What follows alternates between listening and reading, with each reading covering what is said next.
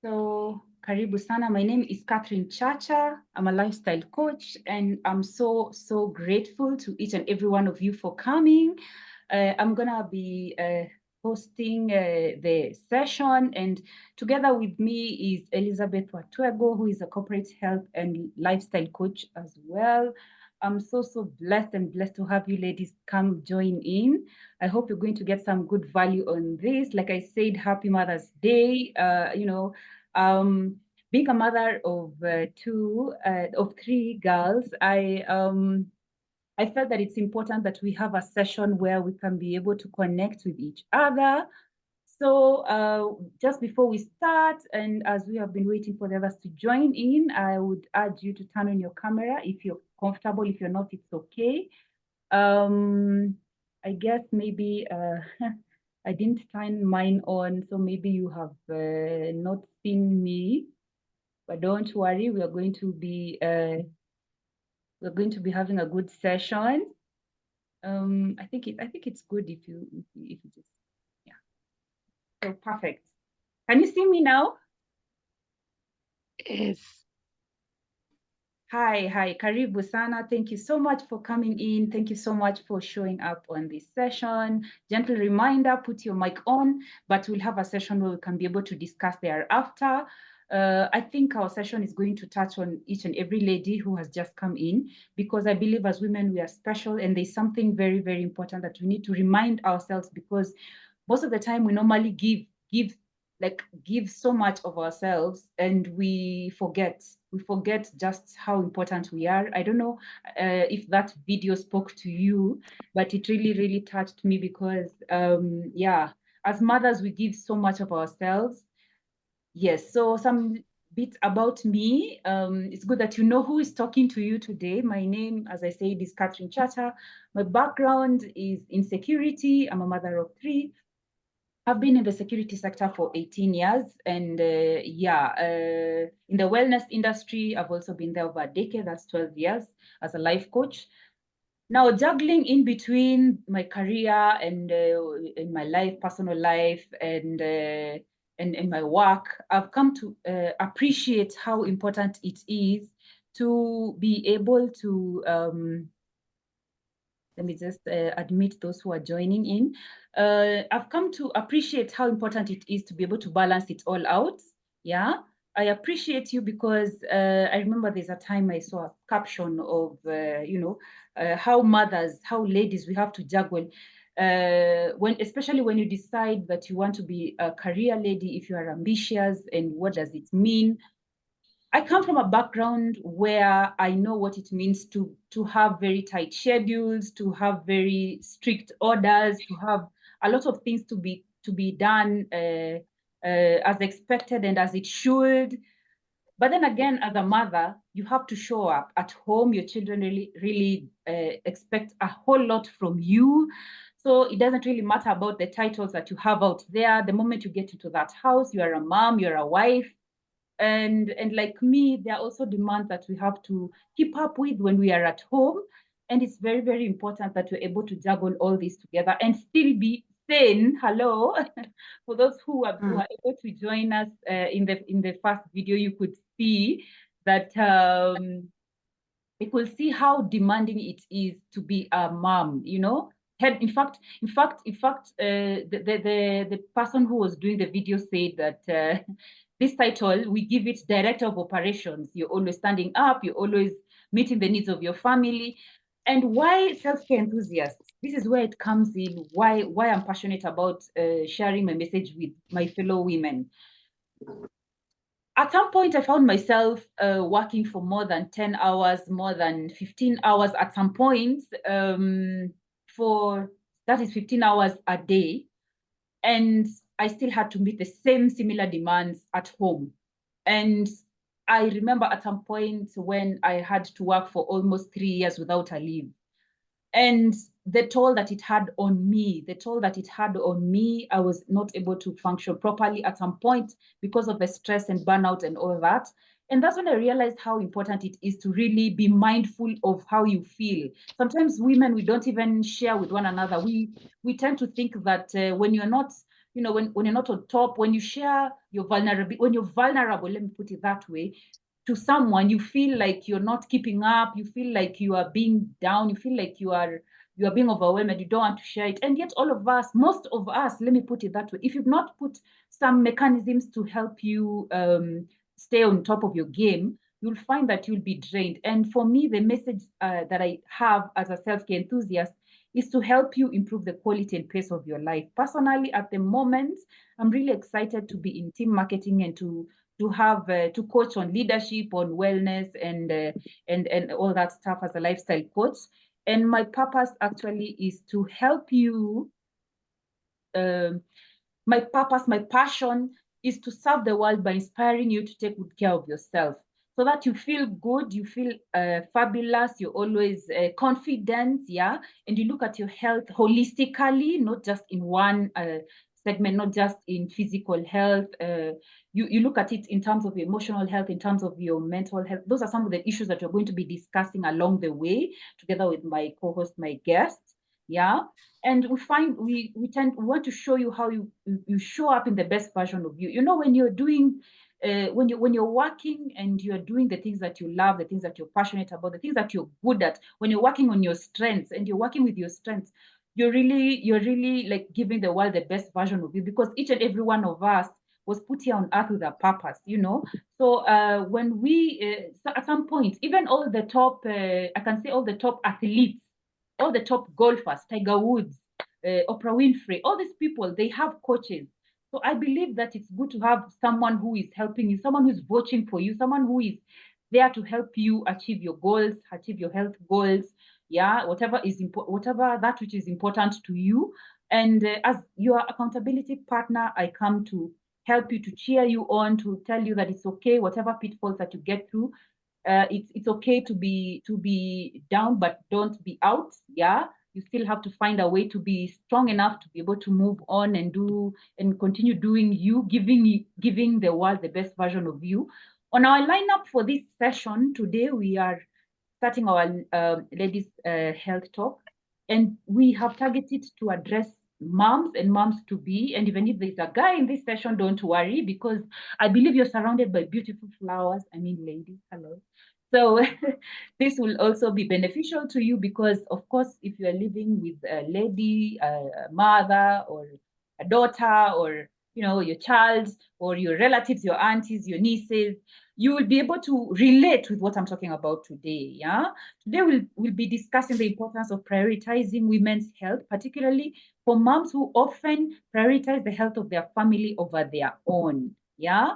So basically, it's just to have a reminder session that you are important, that you are special, and we really need to hear and get from you some of the statistics that we are seeing even in our newspaper as we read along.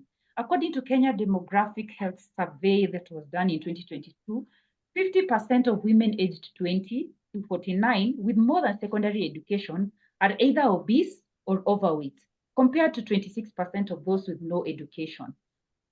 For me, when I read this caption, I thought to start this session with this, because it means that we know some of the challenges that we are facing, but for some reason, probably we are not there yet. We are not really getting results. I'm actually seeing from the picture here, the Ministry of Health report, that actually 1 in 4 adults is obese or overweight, is struggling with obesity or being overweight. And in the category of those people who are overweight, can you imagine? Men are 18%, women are 39%. And the numbers are rising. In fact, that translates to me saying that out of every 10 ladies that you meet, 4 are obese or overweight. Now, being overweight and obese, of course, can come because of different factors here and there, maybe. And some of them, we are going to be addressing them as we discuss, and especially my guest who's going to be very thorough with that. Personally, I'm brushing through so that we make sure you understand what's coming up on the menu. Yeah. Why women's health matters. Women are often considered the cornerstone of their families, of their family's health, but tend to neglect their own. That means that even you'd find that you'd be very keen if your child is sick, you will make sure they go to the hospital. If your family member is sick, you will be very keen to make sure that you go there. But how about yourself? What of that point where you are facing something like burnout? What do you do? Who do you talk to? Maybe when you're struggling with something to do with your mental health, what do you do? Who do you talk to? Who do you address? Because you see, as a woman, I always believe and I always say that a woman is a pillar in the society.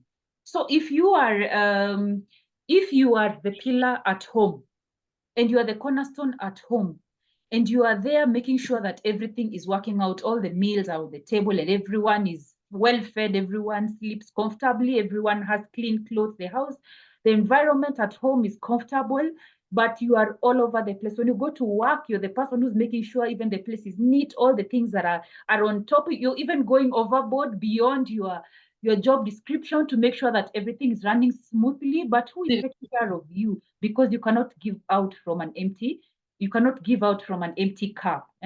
So it's important to have some self-care routine. It's important to have some regular checkups. It's important to touch base with your support network. Those are some of the things that we are discussing today. And what I believe is that just as I mentioned, the issue to do with probably obesity and being overweight and stuff, that's just one of the risk factors that bring about many other lifestyle diseases and issues and other struggles and challenges that we face. So what I believe is that just the same way you make sure that everyone at home is well fed, that the food you serve on the table, everyone has gotten a portion.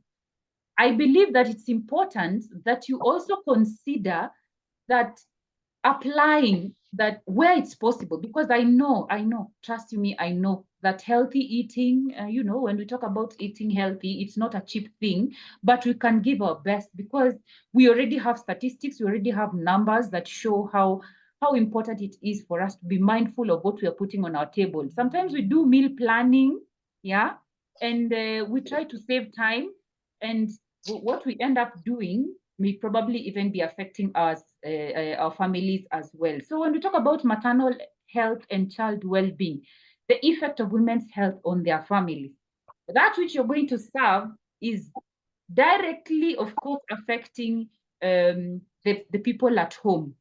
Access to prenatal nutrition, proper medical attention, all these things, you always make sure that they are addressed.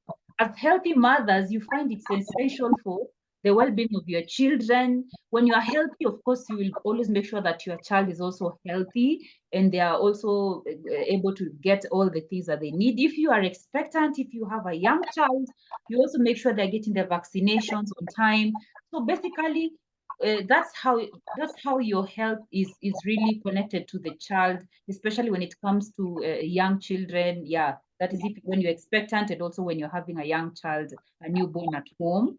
Yeah, and also when it comes to caregiving and family dynamics, women often serve as primary caregivers within their families. Yeah.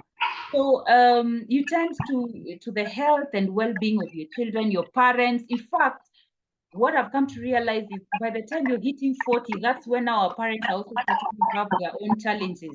So you are yes taking care of yourself, you're also taking care of your family, your parents, you're also taking care.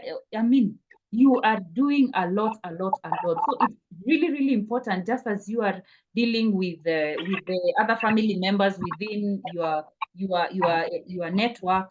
You also make sure that you have even the energy, the strength to be able to handle all that. When you talk about economical stability and household prosperity, trust you me, you cannot go to work if you are sick. So if you are sick, definitely it means that the economy within the household is going to be affected. And by sick, it does not mean that it's only physical, yani that we see that you are bleeding, we see that you have no energy, we see that you're coughing. It can also be mental health. It can also be mental challenges, mental health challenges. It can also be emotional health challenges. So we need to seek help so that we make sure that we are healthy enough to be able to contribute to the household. And believe you me, if as a woman you take care of yourself, the reason why I've put there a grandmother, a daughter, and a granddaughter, this whole issue actually is affects the whole group. Yeah. So you find that if the grandmother was really keen on how she was taking care of the family, the daughter will pick up those tricks and tips, and the granddaughter will also benefit from that. And the same thing applies even to genetically. There are those diseases that, of course, have genetical factors in them. I think my colleague is going to be expounding on that. But still, if you are conscious and mindful about your health, it picks up as a habit, and you tend to contribute to continue the same thing. So some of the challenges that we find ourselves having, some of the concerns that we find ourselves struggling with when it comes to us as moms and moms to be, we look at postpartum depression and anxiety. This is really key, especially when when someone is not able to access support. Yeah. Hormonal imbalance. I get so many clients. I actually get so many clients who are struggling with hormonal imbalance. I think my colleague is really going to expound on that. Stress management, sedentary lifestyle, and busy schedule. Sometimes, and I believe, based on the quote, the caption that I started with, most of the time our schedules are so busy, not that we don't want to exercise, not that we don't want to eat healthy, because believe me, eating healthy means that you need to pick even the right fruits and vegetables. Yeah. So when the World Health Organization say that we need to be eating like 7 different types of fruits and vegetables, and we hardly even have time to make sure that we get that which is healthy, that which is, what can I say, the fruits which are a good quality. Yeah. Influx of information, so much information to delve in and to choose and decide which one will work for me, which one will not. We also struggle with weak immunity. My goodness, my goodness, my goodness. A weak immune system really exposes you to risk of so many other things that you'll find yourself picking up. Yeah. A weak immune system, my goodness, your energy levels, it will affect so many things, how you'll be struggling with coughs and colds and all those contagious, diseases, especially when it's cold like it is right now, with the rainy season and all. You struggle with low energy and fatigues, weight management, obesity. Oh my goodness, skin related conditions are also some of the challenges that we face. Acne and all that stuff. So much information about what to deal with, but poor nutrition is also something that we struggle with. Misuse of contraceptives. My goodness, my goodness. Like I had mentioned up there, nutrition and exercise, these are things we need to prioritize reproductive health.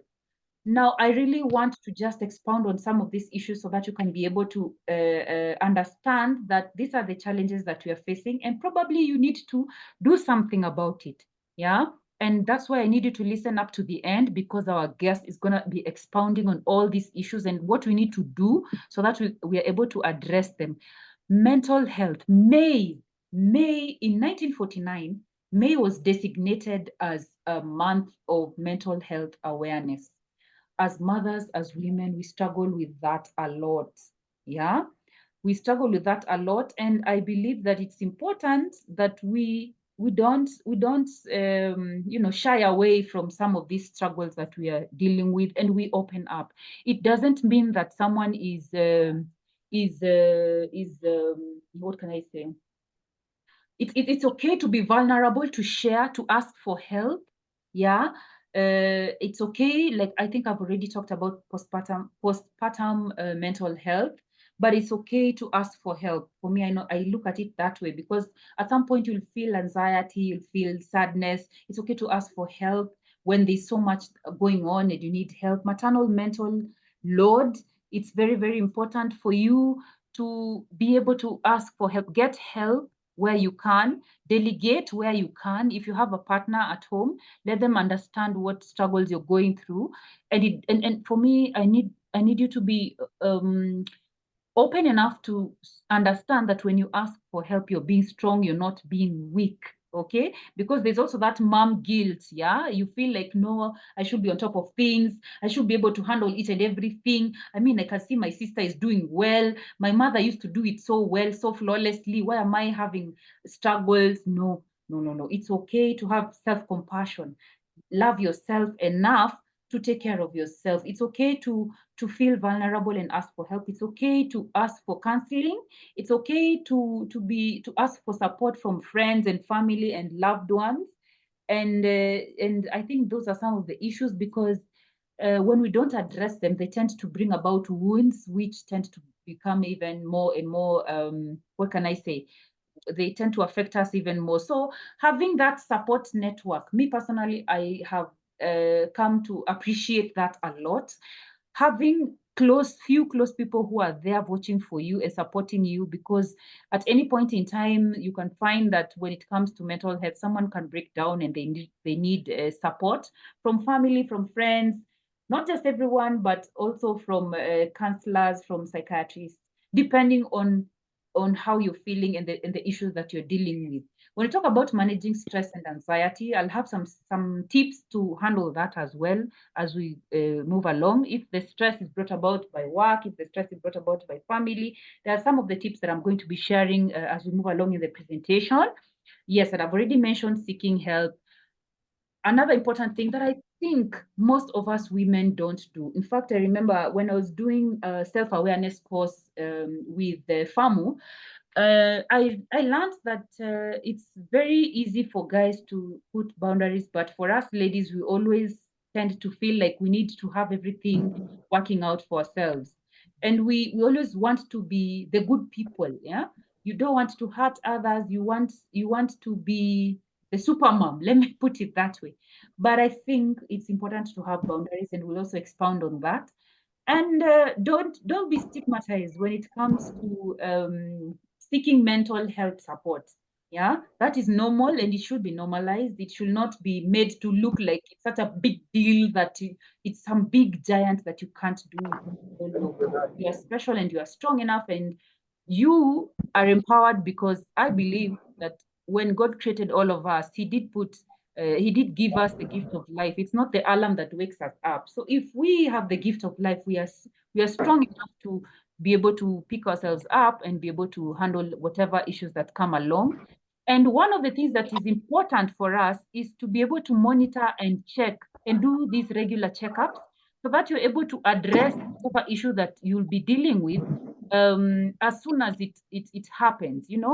How many times have you done the regular checkups that us women are supposed to be able to do, so that we maintain our health? Yeah, because health is not just the fact that you've not been so sick umeenda hospitali kupewa madawa. No, you can perfectly be at home, perfectly doing your own thing, but can you imagine that you can be also struggling, and maybe your body is already sick and you don't know?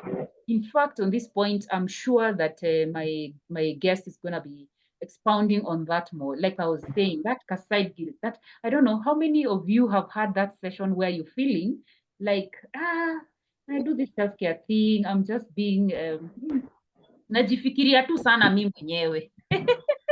Najifikiria tu sana mi mwenyewe. It's like I don't, I'm being it's like I'm being nasema aje, najifikiria tu mwenyewe. I'm not thinking about how other people are feeling. So nikienda kujispoil, maybe I go have fun or have dinner by myself. uh, my family back at home will feel bad that I was not there. Ebu put a two in the whatever, in the chat box, if you have had that time where you're feeling like you are feeling guilty for taking care of yourself. Ama ni mimi mwenyewe. I don't want to be talking to myself. You can just put a two in the chat box so that I know, yes. I know that I'm not the only one. I can see Cyprian has responded. Thank you, thank you. Ati ukijipeleka out, unajipeleka, you want to just have some me time and relax. Una feel guilty. It doesn't make sense. It doesn't make sense. I don't know why it just doesn't make sense. Yeah, but we all do, and I guess that's what it's mothers. That's a challenge that we have. But don't worry, I'm here to remind you to take care of yourself. Please do, because you cannot serve the world from your empty cell. And which is why I've always, as I champion self-care, I Kuna have to kuku name. hapa, kuna kuku hapa imelala vibaya. Jua hizi mpaka mtu aingie. Cyprian, maybe you can mute yourself. Imelala kwa mawe. Sasa vifaranga vinajaribu vile vitaingia vinashindwa. Acha hili liingie, hili halijapata mahali. Unajua huyu kijana ametoatoa hizi vitu vibaya. Hi, hi, hi, hi, hi. Hi. I think we are getting some interruption a bit. Sorry for that.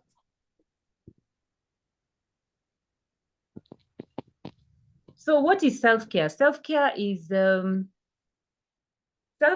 an activity that we do deliberately to take care of our mental, emotional, and physical health. Deliberately. The thing I'm highlighting the most is deliberately.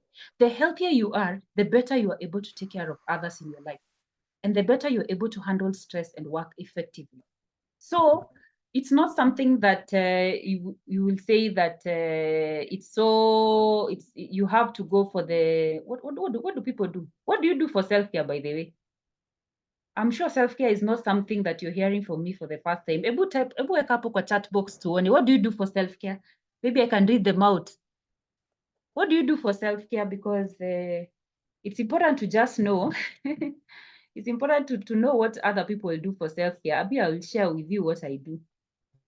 Ebu tell me what you do for self-care hapo kwa chat box. Because I've talked so much. I think I've emphasized that so much. Has anyone responded? Let's see. Self-care is taking care of ourselves and assuming, and not just assuming, but we are taking care of ourselves and we are being in charge of our well-being. You're having self-knowledge. You are loving yourself. You are taking a proactive measure. Yeah. Self-care is indicating to others that we are valuable. Because when you're busy taking care of everyone na unakuwa superwoman, believe you me, other people will say, huyu anakuanga strong too all the time. Huyu hata si lazima I go pick her from town or from work. She can handle it. And probably you really need help. Sometimes you are not, you are juggling a lot of things. And if you are used to handling everything all the time and you don't delegate and you don't ask for help, mtu anasikia ni kama you are we ni ule msee, si ndio? We ni ule msee. You always just sort it out. You don't have a problem with the, I mean, hata mzee, if you are married like me, mzee anasema tu huyo she can be able to handle herself, she'll be able to find her way back home, hata kaa kunanyesha na nini, and even if someone is driving they won't see it as a big deal. Yeah. Self-care improves our physical condition, our quality of life, and prevents physical and mental illnesses. It improves the relationships that we have and the relationships that we have with others and with ourselves. So self-care is essential. It's not something that we should delegate. Yeah, because imagine hakuna mtu atakufanyia press up. I normally say that. Hakuna mtu mwenye atakulisha. At some point, you must realize the same way every day you must feed that body and you must feed yourself. You must have your balanced meals so that you have energy for your everyday activities. That is how self-care is. Hakuna mtu atakula food alafu ingie kwa tumbo yako. Just putting it out bluntly. So carving out me time for relaxation and for your hobbies is essential. Practicing mindfulness and stress reduction techniques is really essential. I will tell you what I do for self-care. I personally love going for nature walks. I personally love watching movies or just having some me time. My favorite one is journaling about how I'm feeling, especially if probably I'm struggling with one or two things. I'll write it out and I'll put a chat box. I'll put like a board round and write that problem and circle it and figure out if how best can I solve it. It's like I'm talking to someone else mwenye ana handle hiyo issue, namwambia how will I advise them. So I love those kind of me times where I'm able to bombard my mind and just clear my head, and then I go have a walk and relax, have some cup of coffee in a nice place, and I'm able to recharge. Yeah. Would you believe that getting enough sleep is so crucial for your health? I'm putting it in self-care, but imagine it's just like food. If your brain does not rest for 6 to 7 hours for a long time, you tend to lose clarity, you tend to lose focus, you tend to be so to have that foggy thing in your mind that you're being overwhelmed. You tend to lose, track of the priorities that you need to do. So practice a good sleep hygiene. When you decide that it's time to go rest and time to go sleep, I normally say put those phones and probably anything that will distract you, like just have a night routine where you let go of your phones 1 hour before you sleep so that you give the brain a chance to rest and to sleep fast. Yeah. And even when you wake up, your morning routine, it should not be just the first thing you do ni kuangalia simu. Yeah. Uh, or you can even decide to, I don't know, anyone who has ever used a sleeping app. In fact, the last year, probably some of you who are in this group, tulikuwa kwa hiyo meeting, tulikuwa kwa hiyo group pamoja. Last year, I had a whole month session. We partnered with the coach Paps, and we had a really good physically bold woman session where for the whole month we were encouraging each other to do various activities, drinking enough water. We had an app to monitor that, and at the evening we used to talk about how many liters of water we took, because the app, and you don't even say app, una screenshot to app inatuonyesha, yes, you took your 2 liters, yes, you finished your 8 glasses. Yeah. In the Physically Bold Woman Month, we were accountability partners to one another, and we were a group of women. I think we were more than 100 women. We are basically like going through this session to encourage ourselves to sleep, to have adequate sleep. And that's the first time I actually used an app to monitor my sleep. Can you imagine in that app, in the morning you wake up inakwambia ulikohoa between saa saba na nusu hapo ulikuwa unakohoa for some time. You can see the statistics. I mean, it's so crazy. It even tells you when you are sleeping, you are having a deep sleep, and when you are, your sleep was not so deep. I don't know how that happens. I'm telling you, technology is interesting. Engaging in regular physical activity, I cannot overemphasize this. I cannot overemphasize this because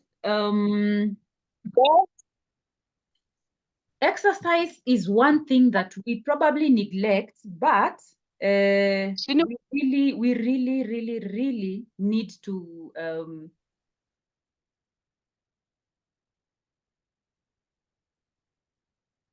exercise is one thing that we neglect. Maybe we don't have enough time for it, but I can see with the research I was doing for this session, I actually realized that as women, tunaambiwa ati we are obese or overweight because we don't prioritize exercise. So it's definitely something that we need to think about having around. Personally, I like having, of course, another app.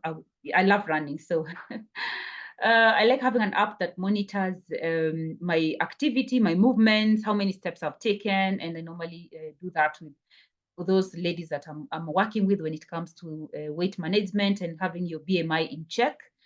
So it's very important to be proactive on this.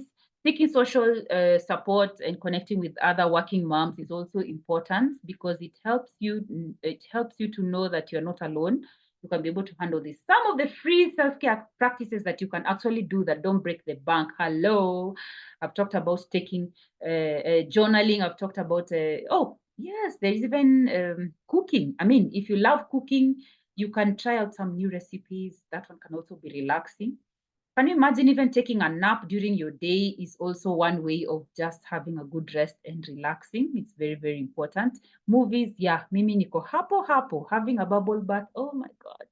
Is there anything better than that? I don't know. Please put in the chat box what self-care activities you do so that I can read also wengine pia tusome tujue I believe this is not something that I'm doing by myself. I can see Francisca Casina, thank you so much for your contribution.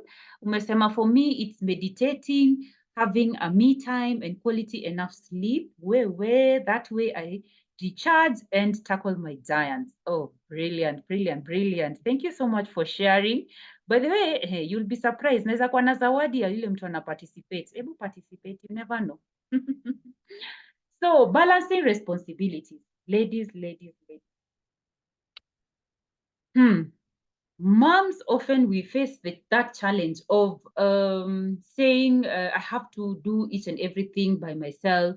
No, you don't have to. There are those things that you can actually, you can actually do what? You can actually allow other people to do. Yeah. At some point, you have to delegate. You must learn how to delegate, because there is your life, there is your family, there is your personal life. I don't know about you, but the best way I handle this is, first of all, planning. Yeah. And especially if you have that vision board of yours that tells you what are your priorities for your work, your priorities for your family, and your priorities as a person, as an individual. Kuna zile goals zenye unataka tu we mwenyewe, definitely you want to achieve them and you want to work on them. So clarity on those three things is very important from the start, from the planning point of view. So once you plan, you can now be able to say, e-task, I can be able to handle it. E-task, I can handle it, and maybe the father of the children can also handle it. So I can ask him to help me out as I use this time for something other, for something else that is also equally important. Setting priorities and boundaries, that one me, I'll overemphasize. Utasikia tu hiyo nikisema so many times, so that it sticks in your mind that it's so important to be able to have those things in check. When you identify that this is what I need to do, this is what I can delegate someone else to do, being kind to yourself and asking for that, so that you can have that balance thing going. Otherwise, you'll find yourself trying to be a superhero mom, and you're not achieving, you're not achieving success in all those things. Yeah. So you need to figure out which responsibilities can I do by myself, and if I don't do them, they don't get done. Which responsibilities can I have someone else, my partner, my spouse, my parents, my sibling, my child can do by themselves that I don't have to do for them? Yeah. So you need to figure out which one can be done, and you allow this to happen. Time management strategies, ladies, ladies, ladies. Time management is life management. In fact, nilifaa kutoa hiyo jina hapo time nieke life, because life happens. Can you imagine we're in May? Not just the other day tulikuwa tunasema Happy New Year. Yeah. Time management strategies are so crucial, because I even see so many people are coming up with planners, with diaries, with very cute priority, tools to help us to prioritize our tasks. And it's very, very important that you take advantage of that, because time management is key in maintaining balance, reducing stress, and avoiding burnout.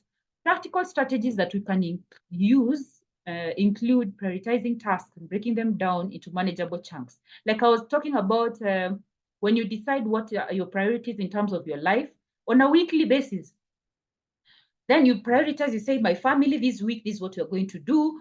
For my work, this week is what I'm going to do. So you have those three things. You can actually invest in a weekly planner. Yeah. That's why I'm talking about using tools like calendars, planners to do this. When you have a weekly planner and then you have some coffee time, I like calling it a pre-planning session, where you decide that next week, this is what I'm going to do. I'm going to prioritize, and then you note them down. It's actually, I use this time blocking skill. Yeah.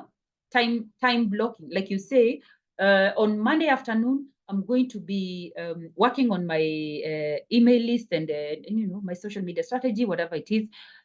On Tuesday, I'm going to prioritize staying with my children and making sure that they are ready for whatever, you set blocks of time. You say on Monday, 2 to 3, this is what I'm going to do. On Wednesday, 4 to 6, this is what I'm going to do. And now you put in those priority lists according to the priority tasks, according to the priorities. What is urgent, what you can delegate, what you can't delegate. And even if you've delegated it, you still have the responsibility of having the task done. So you will have a block of time where you can be able to to decide. So actually, for me, planners have worked really well for me. And that's one thing I think I probably will be having another session towards the end of the month to emphasize on how important weekly planning is, because, and how you can do it seamlessly, especially for working busy moms. Yeah, so that you have that balance, you have everything on point, everything checked out, but you're not overwhelmed. You're moving from a point where you are organized, you have clarity on what is important to you this week, next week, this month, and next month, every other month, and they are being done. You don't want to reach, like, today's on a Saturday, and if I ask you, how was your week? Did you get all your deliverables done? You're like, oh, hata sijamaliza ile task nilipewa na boss, sijui niko na minutes sijamaliza. I think I'll just get on them on Monday. Or you're like, oh my goodness, I was supposed to take my daughter to a particular rehearsal, or she was supposed to pick something. Sometimes unaweza jipata umekuwa busy job, umesahau hizo vitu. I don't know if I'm relating with you. If I'm relating with you, please type a 3 on the chat box so that I know I'm not alone. Yeah, and I think I've overemphasized on this. Thank you so much, Agatha, for contributing. I can see Agatha is saying, I spend me time alone with a glass of warm water in the morning. Hello, before doing anything. Water therapy. Agatha, mimi niko na wewe hapo. That is the first thing that I do when I wake up in the morning. I always think a glass of water. And in fact, better yet, make them 2. I'm breastfeeding. I have a young newborn. So yeah, I know that one also keeps me up most of the time. But that is the first thing that I always do when I wake up. And then 2, she says, I avoid unnecessary calls, especially outside working hours. Brilliant. Talk about, oh, you ladies, hey, that is not the boundaries I was talking about. I avoid unnecessary calls, especially outside working hours. That is perfect. That is you reclaiming your focus so that you are clear, so that you can have that task done and done to the best of your abilities, so that when you focus on something else, you have all the attention and it feels really, really good. Yeah. So yes, Watwego I've seen. For some reason I was not able to do that. Let me just do it now.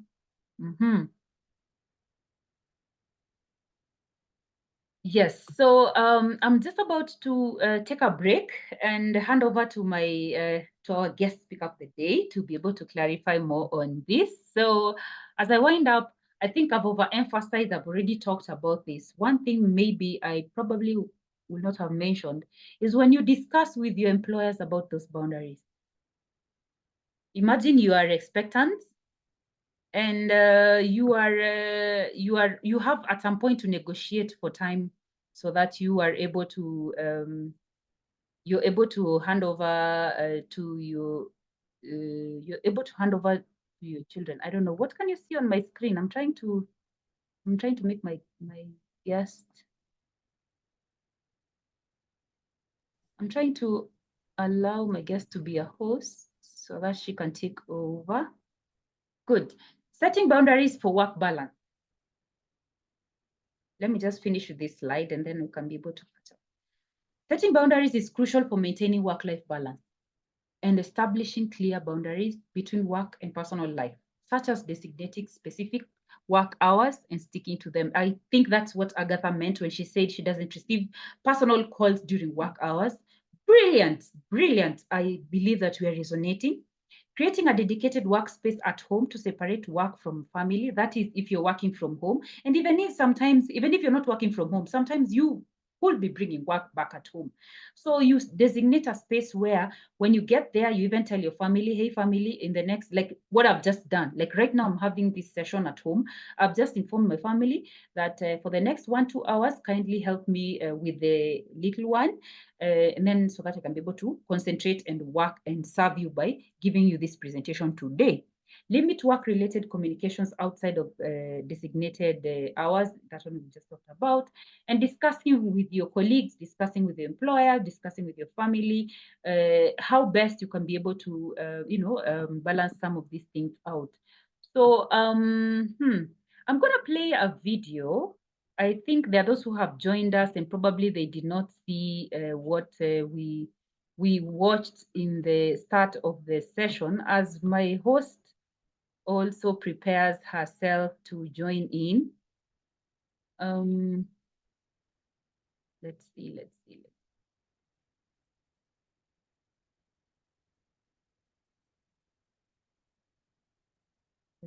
see if this works. No. Okay, I think this will be a bit complicated. Let me leave that.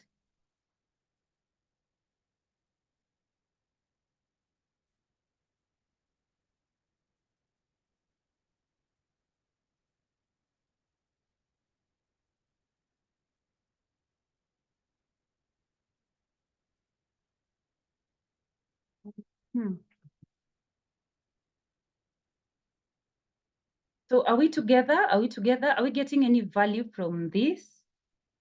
I hope. I don't know if someone, kuna mtu amepick maybe one or two things that they are seeing is beneficial for them. Isikuwe tu ni mimi nina feel like I really needed to speak this out. Unajua kuna ile kitu unapitia through and you know it will benefit a sister, a fellow mom like me. So if you're getting some value out of this, please give me a 3 on the chat box, please, so that I know I'm communicating. Thank you so much, Mary. I can see you. I'll be able to unmute us so that we can discuss. Watego, I've made you a host. Thank for you. some reason, I could not make you a host. I don't know, but I think I'll play the video just before our discussion when you're done with that. How about that? I think that's okay. Right? Asante sana. So you mean I should go straight ahead? Thank you so much. Thank you so much, my dear. Carry on. The stage is yours. Okay. Thank you, everyone. I'm happy to be here. My name is Watwego. Let me share my screen.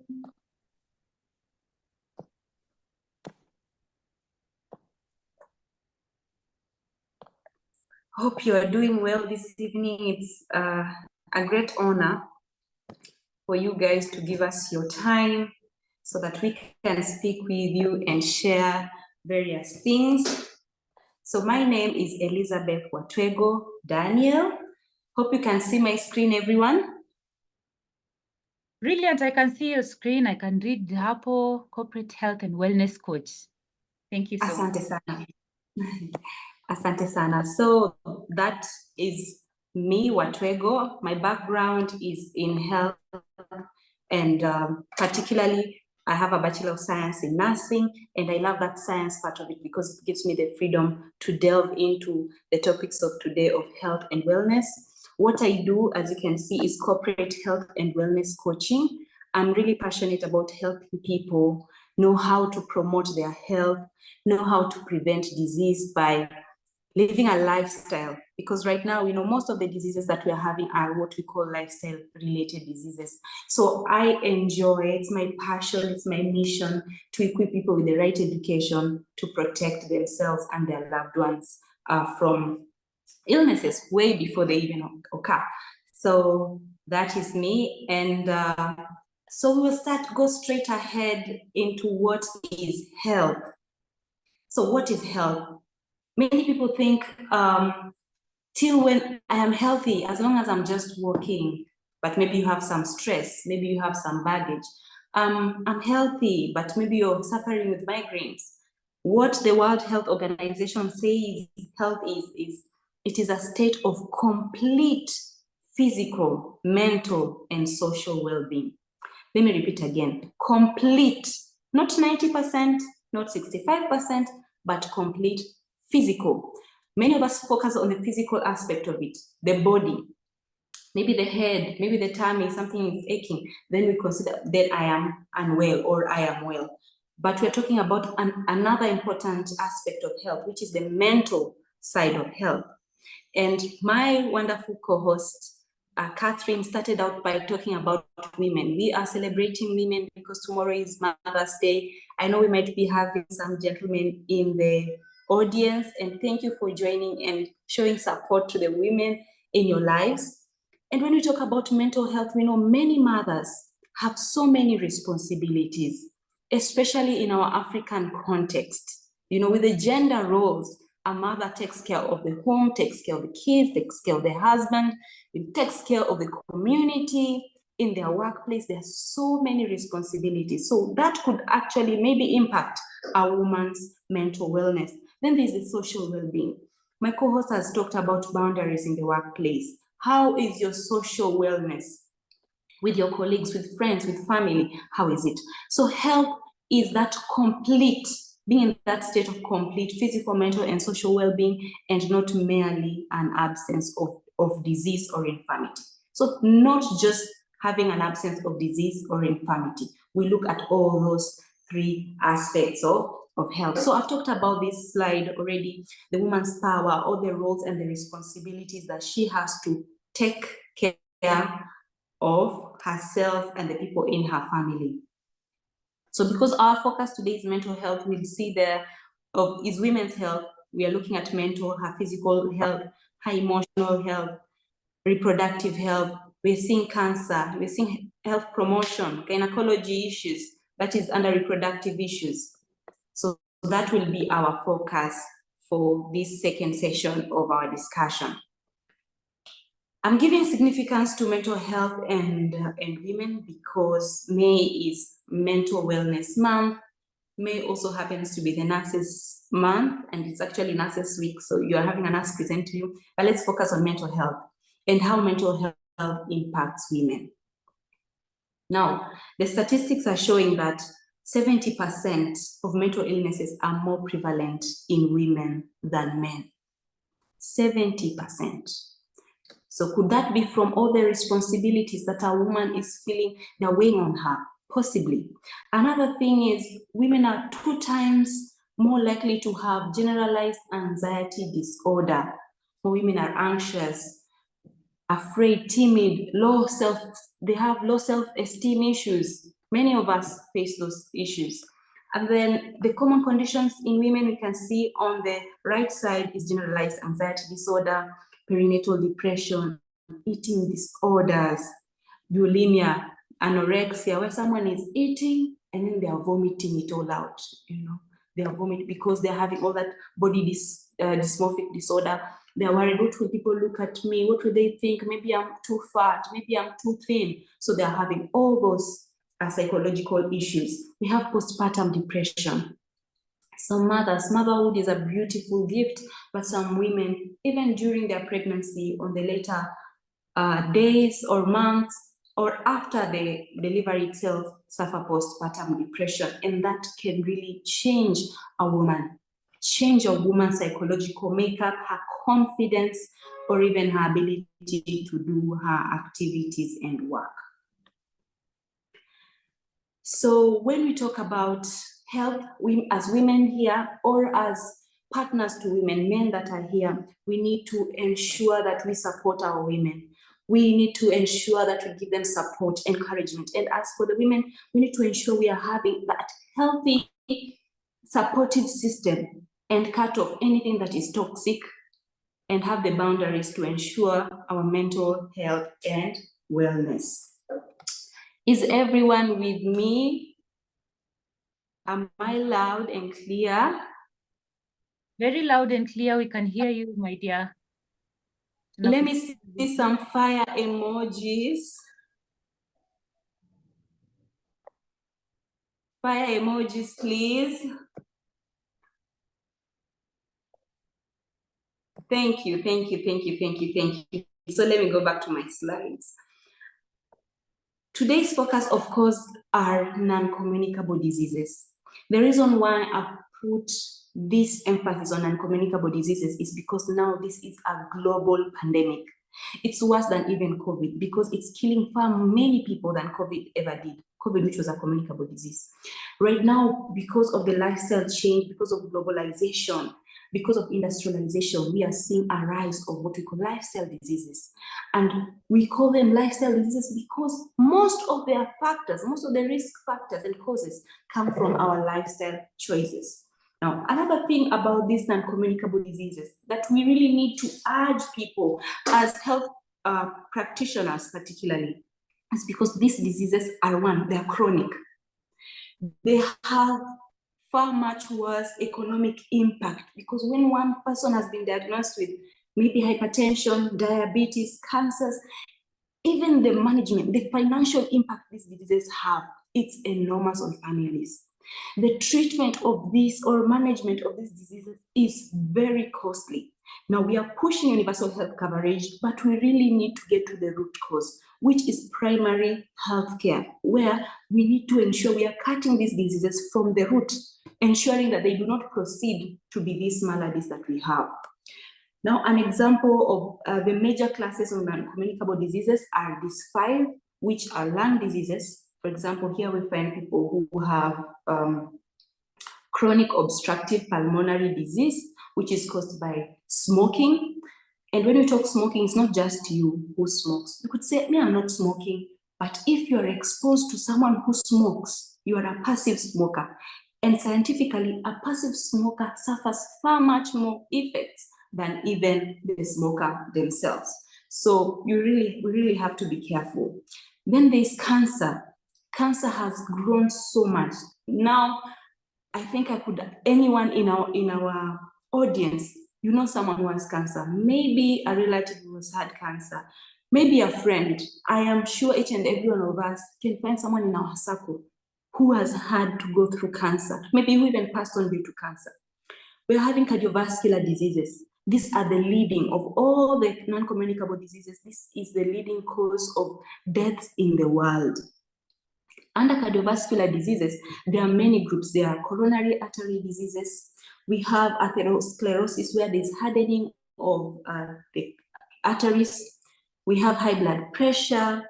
We are having so many classes under these cardiovascular diseases. And it's really limiting the quality of life people have. In fact, we just had someone, my colleague, my work circle, who seemed healthy. He was diagnosed with diabetes and he was on medication, but he suffered, we call it a myocardial infarction, where blood was limited to the heart muscles. And somehow it has affected him. Now, even activities of daily living, he can hardly do for himself, like brushing his teeth. He has to be feeding. These diseases, my good friends, I just want to urge each and every one of us, they are very serious. The only thing we are having, because many of us, it's like, okay, when I have a headache, I am feeling the pain. I can actually feel the pain. So I'll go to the chemist, pharmacy, and get my pain medication and take it. Now, the issue with non-communicable diseases, as I said, they are chronic diseases. They don't come today and you see them tomorrow. They are a disease where it's like a seed we are planting daily by our lifestyle choices. Daily we are planting by what we eat, how we do maybe exercise, what we expose ourselves to, the toxins in the air, in the food. So over 10 years, it's quiet, it is silent. Even hypertension, you don't even feel it. The time you're feeling, quote unquote, feeling hypertension, because you don't really feel this, you're noting signs like migraines, blurry vision. You are at the very edge. It's like you are on a waterfall. Imagine a waterfall. We know those waterfalls like Victoria waterfalls, and how that water just crashes down. Now, when you start seeing visible signs of non-communicable diseases, like those excessive migraines and blurry vision, my good friend, you are at the edge of the waterfall. To save you and bring you back to health will take so much time. It will take so much financial resources. It takes so much risk, even just the acceptance of that disease. Now, I am emphasizing on that because we don't feel these diseases when it's in our system 10 years, 20 years. But as we age, and we're talking about mothers, as we age, the risks become more and more and more. We're having type 2 diabetes, mental disorders. I've already talked about that for women. So are we together? Are we together, everyone? It's quiet in here. So just say something. You can unmute and say something just for a minute as we proceed. We are very much together. Thank you so much for this session. We are learning a lot. Yes, thank you. So So today, because we're focusing on women and non-communicable diseases, we are seeing here that the causes of deaths for women globally, this is a statistics for 2016. That is 8 years ago. It means even the statistics now is far much higher. It says NCDs caused 19.4 million deaths then, which means 73% of them among women are due to NCDs. 73. Now that number, my good friends, could probably be far much higher. In fact, there isn't general statistics for NCDs that in every 10 deaths, 8 of them are from NCD. You see that percentage is 80%. So it's far much higher. And I've talked about that. Cardiovascular diseases. CVD stands for cardiovascular diseases. They account for those deaths. We're seeing diabetes there. We're seeing respiratory conditions. We are seeing many women in low and middle income countries, that is what LMIC means, basically, are living in depression. And this could be attributed to possibly postpartum depression. You know, it could be the perinatal depression. So we really need to support one another. There are those cases, over 300 cases of women died of cervical cancer. Cervical cancer. Breast cancer is the leading cancer killer among women from the age of 20 to 59. So we really need to be very cautious women, very, very cautious on these diseases and how to prevent them. Allow me to go back. We're talking about the obesity pandemic. My co-host started with giving us the statistics of obesity. Obesity really is a problem. And let me just draw us back to the most recent pandemic that we had, the COVID. And why I'm talking about that particularly is, of course, in Africa, we saw the deaths, but you can take note that the deaths in Africa were not as much as in Europe. Could be possibly our genetic predisposition to better immunity. It could be possibly also the diet is close to natural. Now, even among our local African context, Kenyan context, most of the people, and with all due respect to those who lost their loved ones, but I am putting this out there as a means to educate.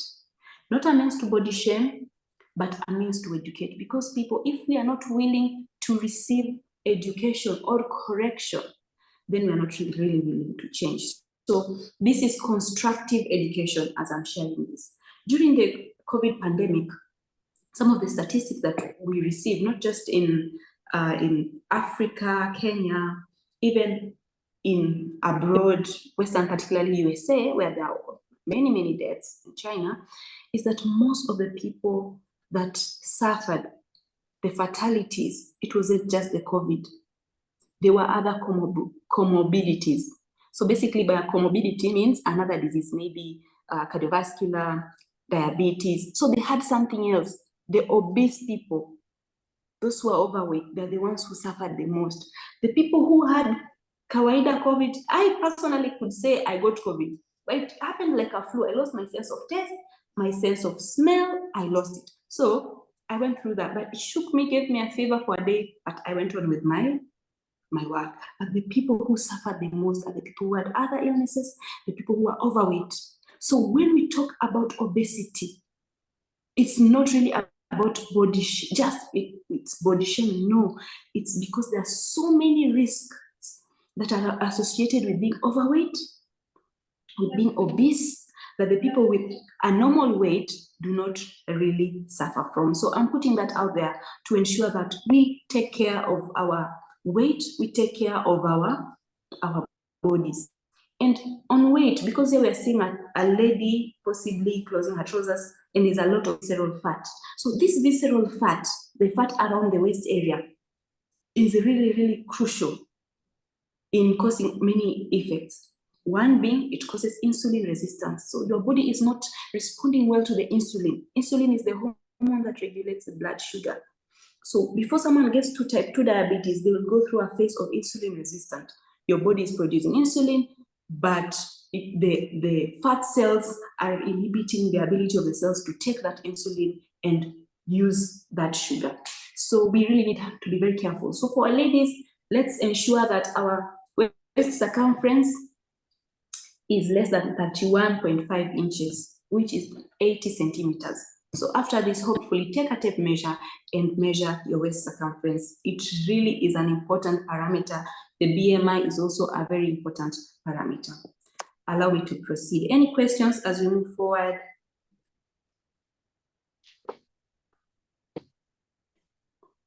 Or we'll keep the questions to the very end.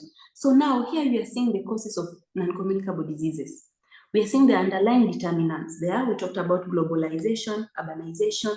We can't change that. The world has advanced, there are many industries, and there are good effects of that because now we can move faster. You can travel here to Europe in, in less than 24 hours. There are wonderful benefits of globalization and urbanization, but there are also other health effects to it because of the industries. It means there are a lot of toxins in the air that are, altering our genetic makeup to be more predisposed to all these diseases. We have population age, we have social determinants. Then there are common risk factors. You see, they are underlying, but then there are common risk factors. It's like tobacco use, unhealthy diet, physical inactivity, harmful use of alcohol, air pollution, age, heredity. So age and heredity is non-modifiable. Age, we will age, you cannot go back, you cannot reverse age, but you can ensure your body is in a better frame to fight the illness, to fight the infection, whatever may come our way. Another thing I'll talk about, physical inactivity. There are some people who are blessed to be naturally small. Another thing, because I'm naturally small, I'm not fat, then I don't need to exercise. No.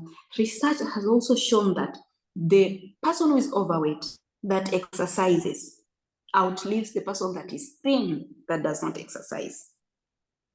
So even if you are struggling with it, just keep on the exercise because you are building your body's immunity. Exercise helps build your body's immunity among other many benefits. So as this causation pathway, it means it starts from the globalization, underlying determinants, the common risk factors, then the intermediate risk factors. So because of unhealthy diet, these changes happen. Because of physical inactivity, harmful use of alcohol, all these factors are the common risk factors. We move to intermediate factors. Now, there is raised blood sugar. It has not yet developed to be diabetes, no. It's a raised blood sugar. It's a raised blood pressure issue. It's an abnormal blood lipid, cholesterol level. It's not just being overweight. You've not yet been diagnosed with the illness, but no, your doctor is telling you, no, your blood pressure is quite high. Look at your blood pressure. But you're like, I still have room, my friend. That is the time to work backwards to go to a healthier and better you. So when we do not intervene at this stage, the disease eventually will show up: cardiovascular, cancer, diabetes, chronic respiratory disease, and their complications. So because we're talking about women, we cannot go without talking about the leading cancer killer among women, which is the breast cancer. It's very common. As I said, you might even in your circle, close circle, myself in my close circle, there are people who have had to go through this. So this is something that is affecting each and every one of us, and we really need to be careful. We really need to take action now, and not just for women, even men, it affects them too. But women are at a higher risk. So the risk factors you can see: being a woman, family history of cancers, being over 50.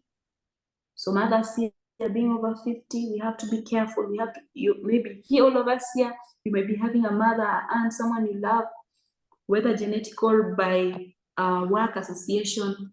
All these are the risk. The age factor is a risk factor. So starting periods very early. So before 15, earlier than that, and having late menopause past 50 puts one at risk. Being on the pill here, ladies, I'll talk about this. I am a nurse, but allow me to talk about this. The pill, we're talking about contraceptives, hormonal contraceptives. I have to be honest, because personally, yes, we need to be able to control births. We need to be able, we space the births between one child to the other, at least 2 years. That is what is recommended. so that the other child gets enough time to breastfeed for 2 years at least, 6 months being exclusive and 1.6 being just, or you can mix it up, complementary feeds. Now women, they take the pill. It could be the injection. So the pill not necessarily just the pill, but it could be the injection you're getting, the depot, we call them the depot. It could be the pill itself, the oral contraceptives. It could be all those hormonal, it could be the implant. You know, let me talk about this. I'm not against the importance of birth control, but what type of birth control? This birth control, if they're hormonal, it means they're going to mess up.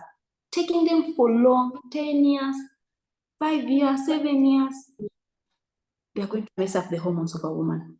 So we have to look, what are other ways that a woman can protect herself? And I am a pro advocate of the natural methods, and they actually work. When your hormones are balanced, they are well regulated, your cycle is good, dear ladies, you can actually use the natural methods, the calendar method, looking at your discharge, your vaginal discharge, to be able to know, when am I fertile, when am I ovulating, when am I safe, when am I unsafe. It's far much safer using the natural methods than putting something artificial into our bodies. Ladies, I know I've touched something there. I know many of us, we want help with that, but we can talk far much after this session. So also, not having children puts an impact. To reduce the risk, check your breast, monthly checkups. 3 to 7 days after your monthly periods, do a self-test. It's very easy. You just need to stand before the mirror, raise your hand, look at the breast. How are they? Are they aligned? Okay, how is the skin? Is there any color discoloration? What is the texture? How does the breast look? Is the skin smooth, or is it dimpled like an orange? You press your nipple. Is there, first, before you press your nipple, you use your fingers on the opposite hand to touch the other breast, while the other hand is either raised or behind your head, possibly.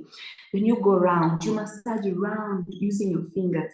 Round, you feel for any lumps, you feel for any pain. At the end, you finish with the areola, which is the dark area. You touch that place, you see, is there any lumps, any pain, whatever, and then you squeeze that breast. You're looking at it. Is there any discharge? Is it watery, bloody, passy? Very important. Of course, if you're breastfeeding, there will be milk there. So it's important to do self-checks. Also the armpit area, because we are having lymph nodes of the breast and breast tissue, some of it extends into the armpit area. So it's very important to check. And when you find something suspicious, go see your doctor. All ladies, that will be part of our way to take care of ourselves. So basically, this talks about the self-test, check. We need to do this. Early diagnosis improves treatment outcome very much, because when you know early you are at a risk, it means you can start taking measures very, very soon. So how is everyone? Let me see. I want to see any emojis, people receiving this. Yes, Let me hear some noise. I just want to hear some noise. Can we all just scream for Randy? Everyone, I know Catherine is the one doing most of the screaming. I want to hear people. We are how many in the audience now? We are 15. I want to hear 15 different voices screaming, saying they are getting this. Tupo. Yes. Thank you. Yes, we are here. We are hearing you. Oh, thank you very much. Hope you're getting something that is really, it's causing you to think twice and to take action possibly. So we're going to talk about genes, because some people say, the first thing, sisi kwetu hatuna mtu mwenye breast cancer, ama is there someone in our line with breast cancer? Yes, there is a genetic predisposition, and among the risk factors we talk about families. There's someone in the family. But let me say this. We look at the family because, yes, there could be genetic in the genetic predisposition based on that. The DNA, there's that risk of the disease.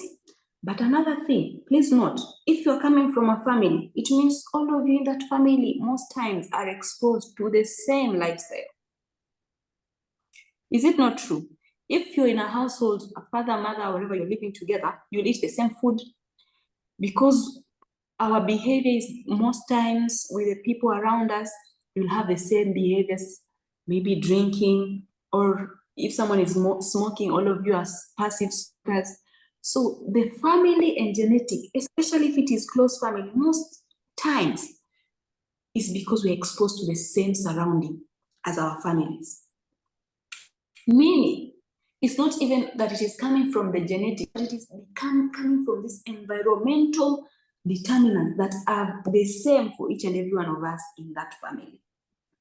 Now, here is an important thing I'd like to share with you. Say, genetic characteristics or genetic predisposition of a disease might not affect you at all. How that was it, might not in fact affect you at all unless they are triggered by certain aspects of your surrounding, environmental factors of your lifestyle. For example, if your mother had breast cancer, then maybe it's somewhere in your genetic predisposition, okay? But if your lifestyle, you're living a healthy lifestyle, you're not having these other environmental factors, you're not overexposed to toxins, or rather you're living healthy, it means it might not even trigger that cancer in you. So the main cause is your lifestyle, our lifestyles, okay? So these epigenetic changes, which is from the environmental factors and lifestyle, these are new changes other than what is just in the genes. They influence the way our genetic material or DNA works in our bodies. These epigenetic changes, which are the environmental factors and our lifestyle change, happens when our lifestyle and environmental factors cause a particular gene to turn on and off. You see, this lifestyle thing is what is turning our genetic on or off. So it could either be you have that risk, yes, genetically, cancer in your family, but you're living so healthy, that gene will never be turned on. But you don't have it, or maybe you have that predisposition, but now eating unhealthy, high sugary fats, food, blah, blah, blah, all those toxins, preservatives, we are now turning on that cancer gene. So in the case of cancer, for instance, such changes might turn on a gene that enables abnormal cells to grow. So those environmental and lifestyle factors. So hope we are seeing the importance of our lifestyle choices. What we eat, what we expose ourselves to, the amount of stress we have, because also stress is something, chronic stress causes these diseases, because when you're chronically stressed, you're releasing hormones like cortisol that are changing how your body functions. So we need to ensure our environmental factors. We need to ensure we are creating our own paradise, our own Eden, the meals that we are eating, our own Eden, to ensure we are giving our bodies the best chance possible. Yesterday night, I was listening to a doctor from the United States of America, a state called Loma. His name is Dr. Paul. He's a medical doctor and nutritionist. He's a professor. He's 100 years old. 100. Okay, I've never seen very many 100-year-olds, especially white people, but I was impressed. He's from the Seventh-day Adventist, and his Seventh-day Adventist is actually a vegetarian Seventh-day Adventist. So most of their diet and nutrition is mostly vegetables, nuts, legumes, and we are seeing there are those areas. Please type this in the chats, blue zone areas in the world. Just type it, blue zone. I'm saying type it because you can remember it easily. Then after our conversation, go and read on blue zone areas.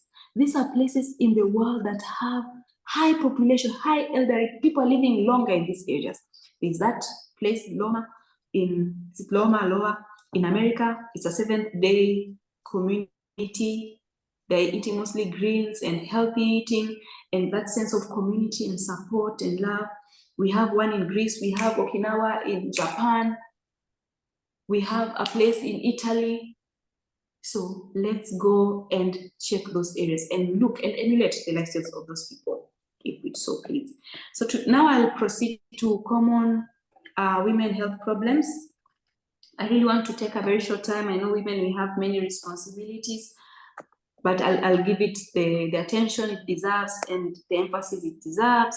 So common women health problems, we're having menstrual disorders, of course, periods, you know, from the lifetime of a woman, from when she's an adolescent till when she goes through menopause. Those are so many years. Imagine menopause at 50. A woman starts her menstruation at 15. How many years are those? How many years are those, leaders? 50 to 15. 15 to 50. Hello, hello, hello. Am I live? Yes, you are, leader. Thank We you. can So those are load 35. Thank you, Francisca. So those are 35 years. A majority part of a woman, she is going through a menstruation, but menstruation does not have to be a stressful thing. Menstruation really shows, it is the eye, it is the door, I could say, it's the window into a woman's reproductive health. It really shows when the periods are irregular, it shows there's something wrong with the woman. If a woman is experiencing extreme premenstrual syndrome, when she's depressed, very irritable, very angry, severe cramps, it is a window to help us see there's something that is an issue, especially in her reproductive area. So we need not to overlook these conditions. You can see the amenorrhea, absence of periods, infrequent periods. They're infrequent. Leo, 3 days. The cycle is not even defined. Is it 21 days? Is it 28 days? It is 35 days. One time it's 14, then it is 3 months, you're not having it. Then 14 days, 21 days, you're just bleeding. Infrequent. Frequent periods, heavy periods. When you're having periods, a lot of blood is just coming out. It shows there is an issue within. Or 2 light periods, very light periods, you're just simply spotting. It also shows something. It shows malnutrition. For example, athletes, many of them even go without seeing their periods. That's not even healthy, because we need that. We need that cycle. We need, as women, to go through that menstruation. Then we have painful periods.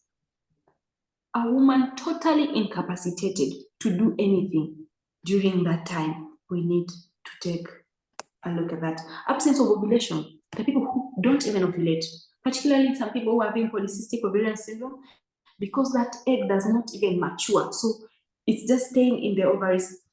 I'll get to that later. And they're having many issues, even fertility issues.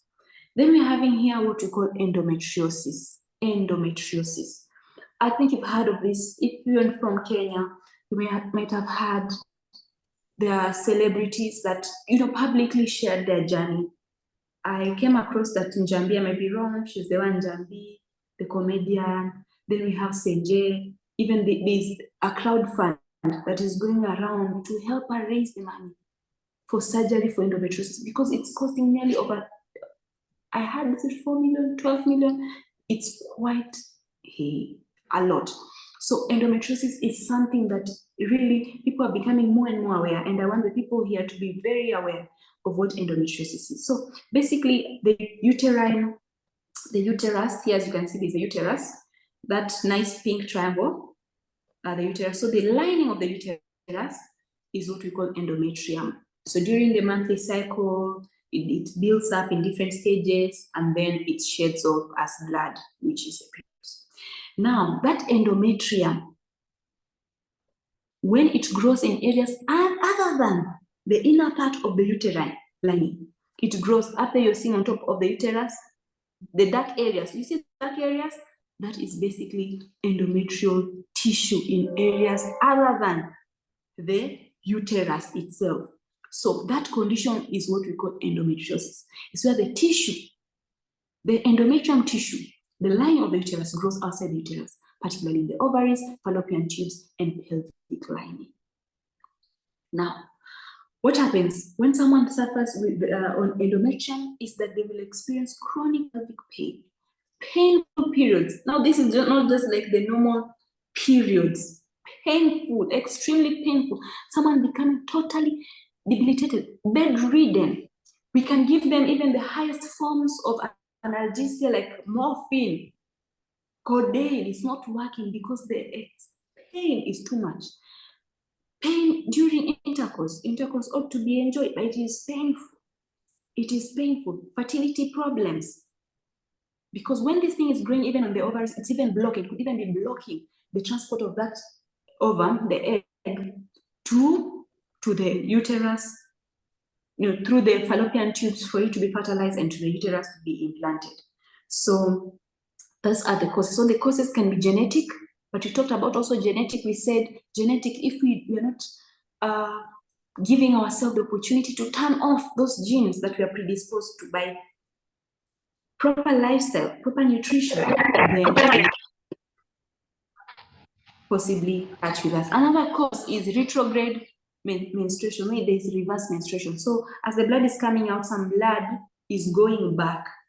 So it's going back into the fallopian tubes. It's traveling back in a reverse, in short, in a reverse kamagari.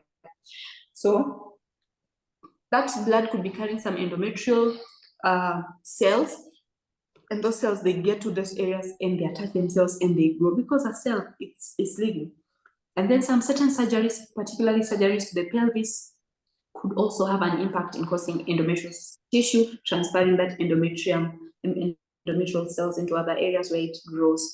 Hormonal issues. You see, we're talking about hormones. Hormonal issues could also cause an impact in this. Immunity system disorders, especially autoimmune, like lupus, rheumatoid arthritis, and the kind. They also can be a potential cause of endometriosis. The cause is largely unknown, so these are potential causes. Even in the medical field, they're still thinking, what is the one cause? No, these are potential causes for this disease. Cellular metaplasia, cells moving to other areas, blood and lymphatic system transport.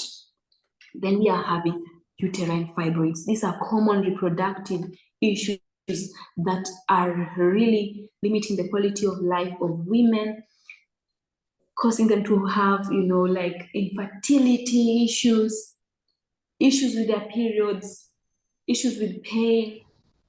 And this, of course, will impact even their mental wellness. So fibroids are non-cancerous growths.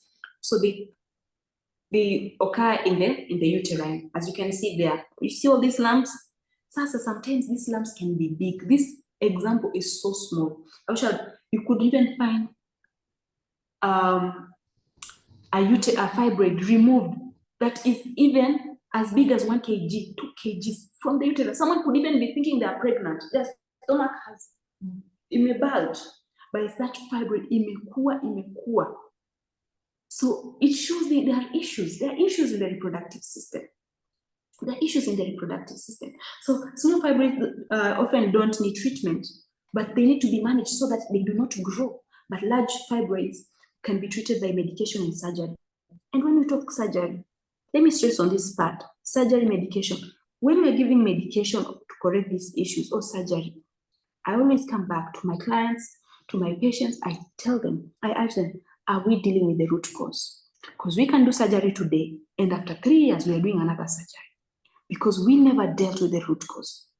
We never dealt with the lifestyle issue. We never dealt with the hormonal issue.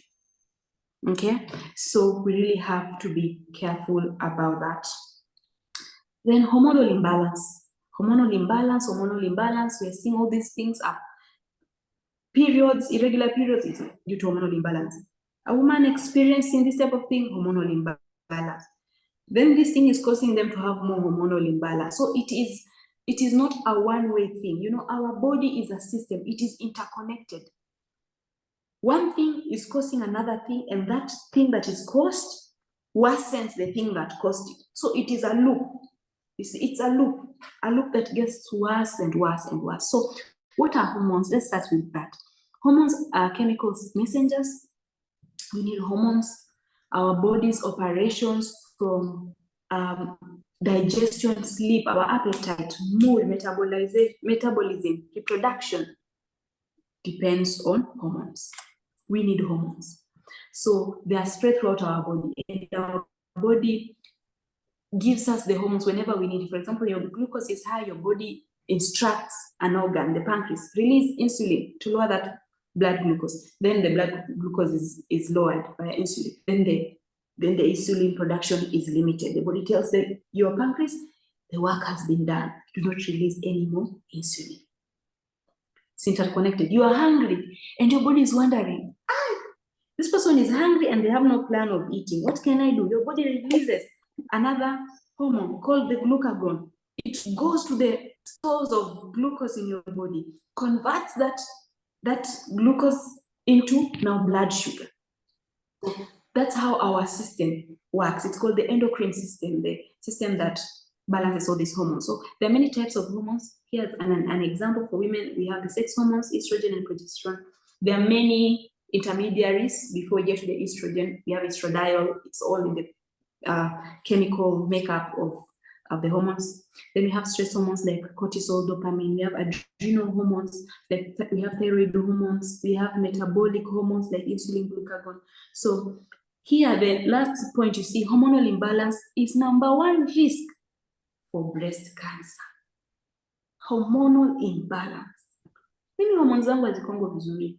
#1 risk for breast cancer. No wonder the women who are in menopause, because they're having most of this hormonal imbalance, their body, the production of the sex hormones is reduced, later on depletes. Most of them we are seeing they're having these breast cancer issues because of that hormonal imbalance. So what are the symptoms of hormonal imbalance? Mood swings. Happy now, sad the other time. Happy now, you're not balanced. Low libido, low sex drive, headaches, migraines, severe, night sweats, food cravings, particularly sugary foods, acne. Sometimes we're fighting with nice skin routine, yet maybe the problem is even internal. So I say, I've tried so many products, they're not working. Or even maybe we're recommending to use some nice healthy products, they're not working. You're saying, they're not working, easy products, they fake. Have we dealt with the problem? Have we dealt with the root? I always advise my patients, my clients, have we dealt with the root cause? Have we found out the root cause instead of just cutting the tree by the branches? So acne, insomnia, having trouble sleeping, fatigue and tiredness. You're waking up in the morning, sleep should rejuvenate you. You're waking up feeling tired, exhausted, as though you've worked the entire night. Weight gain. The hormones are not balanced. Your body is just keeping that weight.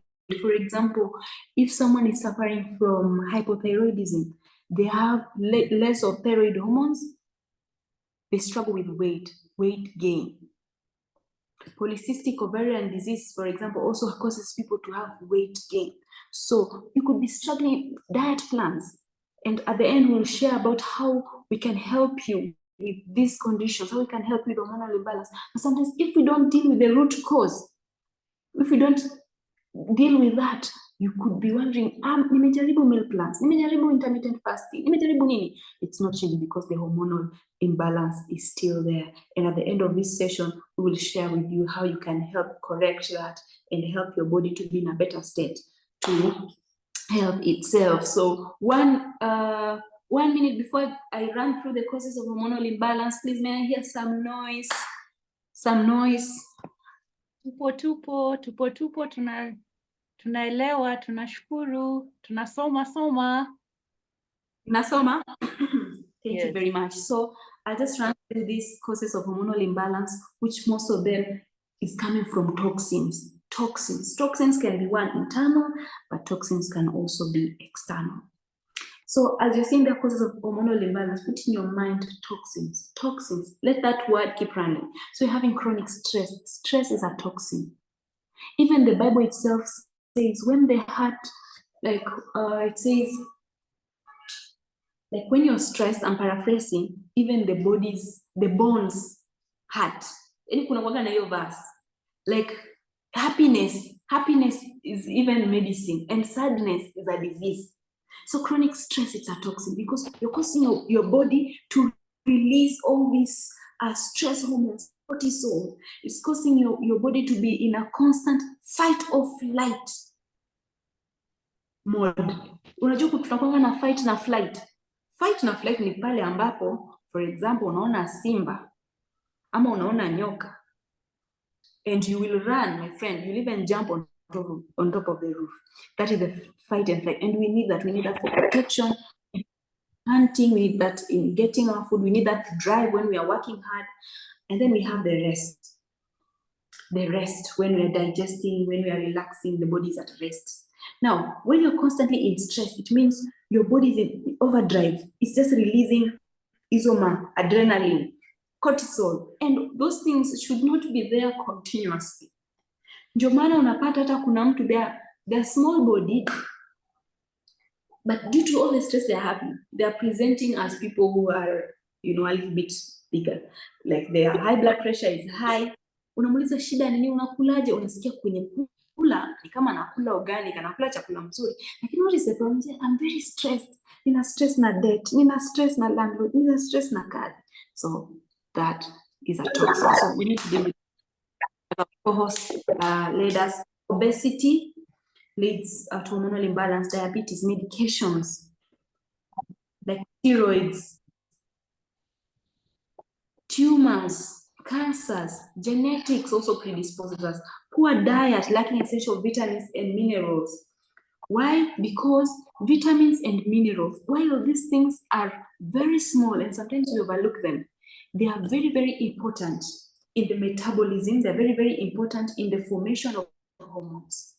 Hormones are made of amino acids. So we need these small blocks, we need vitamins, as we used to call them, they're coenzymes. So in the production of this of the hormones, we need enzymes, we need vitamins and minerals. Zingia hapo kwenye ile chemistry, I think unakumbuka chemistry tulipokuwa tunaweka hivyo elements. Hapo katikati tunaweka heat ama oxygen in accelerate your process, something is formed. So that is the function of vitamins and minerals. They're very, very important. When we lack them, our bodies cannot even produce the hormones as we need them. Eating disorders, it means your body is not getting the adequate nutrition. Environmental pollutants, as we said, the air, from the air that we breathe. From the air that we breathe. Ata inaitwa nini? Even noise is a pollutant. Let me tell you, even noise impacts our bodies. I had someone in University of Nairobi, because that's where I studied, the School of Medicine. He did research of how noise stress actually affects reproduction. Now, wewe kwa nyumba yako, maybe if I have a gentleman here, because they're the ones culprits of noise and subwoofers, you know, doom, doom, doom, you know, in your car. My friend, that thing is even impacting your body's function. Noise is a pollutant. Let me leave it at that. Unhealthy habits like extreme exercise, but don't let it not be too extreme. Smoking, excess caffeine, watu wa coffee kila time, coffee. I have a headache, I have to take my coffee. There's a problem there. Alcohol, illicit drugs, and so on. Xenoestrogens. So these are foreign or estrogens. They are not the natural. They are man-made in cosmetics, in plastics, in chemicals. They will alter how our bodies function. Thyroid disorders like hyper or hypothyroidism, pituitary and adrenal gland conditions, for example, because we said all this hormonal feedback is governed by the pituitary gland and the hypothalamus. It changes. It looks and surveys what is needed at this time, what hormone is needed, what are the body's needs. So when this pituitary gland, the hypothalamus, the adrenal glands, they're having an issue, either a tumor, inflammation, or by surgery have been affected, it means they will not function well to give you the hormones that you need at the time that you need it. Autoimmune diseases like lupus, rheumatoid arthritis, that is when your body is fighting itself. Yani imagine, yani mwili imefika to a place it's fighting itself. The body cannot even recognize itself. It's looking at itself as a foreigner. It means that state of health is very, very serious. It is very, very serious. your body attacking itself. Leukemia, those cancers, very serious. So we really need to see, okay, how can I ensure that I don't turn on those genes that will put me at a risk? Then we have chemotherapy, treatment of cancers. Hysterectomy is the removal of the uterus. Maybe total hysterectomy is the total removal of the uterus, the fallopian tubes, and the ovaries. And sex hormones come from the ovaries, so that will also mean the hormonal imbalance will be affected. Exogenous hormone use, we've talked exogenous, outside hormone use of hormones outside your body.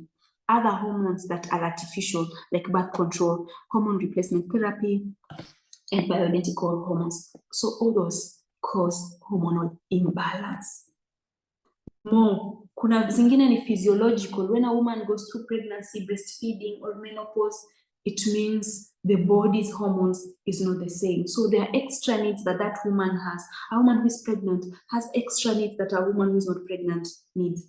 You see, a woman that is breastfeeding has extra needs because she's not only feeding herself, she's feeding the little one. So she has unique needs. A woman who is in menopause, she has unique needs. Her meal, her focus, concern about her should not be like the one who is not in the menopause. You see, because the hormones have been deficient as we age. Premature menopause, hormone replacement therapy, polycystic ovarian syndrome, where we'll talk about that. Other toxin sources, as we've said, from the food. Imagine our foods, improper nutrition, cosmetics. Nitaongelea our food. Unajua kama haulimi nyanya kwako, kama haulimi, nasiseme eti ndio tulime, but I'm just putting that out there. Atulimi nyanya, most of us kwetu. Atulimi our vegetables, most of us. Atulimi our fruits. Hizi vitu ndio zina vitamins, zina minerals, zina all those nice things that we need to take. Now, these things have been commercialized. Farming has now been commercialized. Kuna watu wanatoa chakula from the farm before that herbicide imepitisha those 21 days after the last spray, anazileta kwa market. Maana yeye ana target profit. Na unaenda tunapata zile nyanya pale Naivas, tunapata ile nyanya ina shine hivi. Pale soko tunapata, tunasema this is the nice nyanya. Unachukua unaikula kama kachumbari. Do you know the toxins that are on the surface of that nice tomato? So many pesticides, herbicides, so many fertilizers, because people are not ethical now. In the production of food, people are not ethical anymore. Our chicken are being fed with antibiotics, with hormones, with ARVs. People are not ethical. People don't care about your health. You and I need to take care of our health. Usiwaze kwanza hata serikali ita take care of your health. We need to take care of our own health. Anyway, we need to be proactive and say, my health is my responsibility. So nimeongelea hapo about the toxins because you could be eating organic, but are we 100% sure it is organic? It's natural. How am I preparing even that food? So there is a need to remove these toxins that we're talking about. We will talk about that in the later slide. So that is polycystic ovarian syndrome, and it's one of the leading causes of infertility among women because the egg does not mature, and it's caused by hormonal imbalance. And as it's caused by hormonal imbalance, diseases zinakuwa. You can see on the left side the normal ovary. Let me zoom it for you. You see the egg starts from the primordial follicle, inaenda ina mature, then ina ovulate. Then the cover inakuwa corpus luteum ambayo ina release some hormones like luteinizing hormone, and then inakuja ina disintegrate. Now that is the normal ovary. For a person with polycystic ovarian disease and syndrome, umeona inaanza tu primordial follicle, primary follicle, alafu development ina stop. Hiyo development ikistop, hizi vitu zinakuwa cysts, zinakuwa fluid filled cysts. Na zikiwa fluid filled cysts zinaanza kurelease androgens. Androgens are male sex hormones. Ndio maana you see people who have polycystic, or if you're suffering from polycystic, you will notice these signs. You'll see there is hair loss, particularly male pattern. Nywele inapotea kama ya mwanaume. The second hard word there, every comment usually had, is usually just the overgrowth of hair. So the women will mostly, they will have bearding. Wanakuwa na beard. Also, there's a lady I saw she's from Asian countries. It was a full beard and she was keeping it. Okay, yes, our world now is more body positive and whatever. But yes, when we're being body positive and we want people to accept us for who we are, but what of your body and the effects it's having inside if we don't take care to rectify?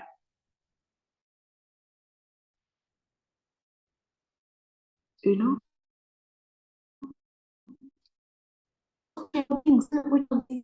Help people.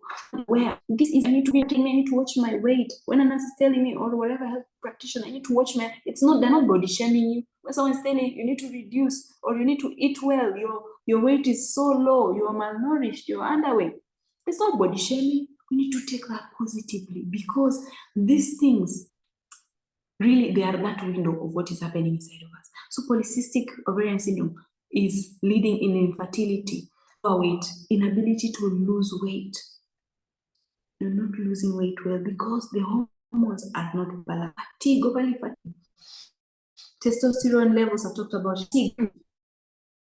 Irregular periods is something you will not hear. But another thing, let me point out, because polycystic ovarian syndrome is a metabolic disorder.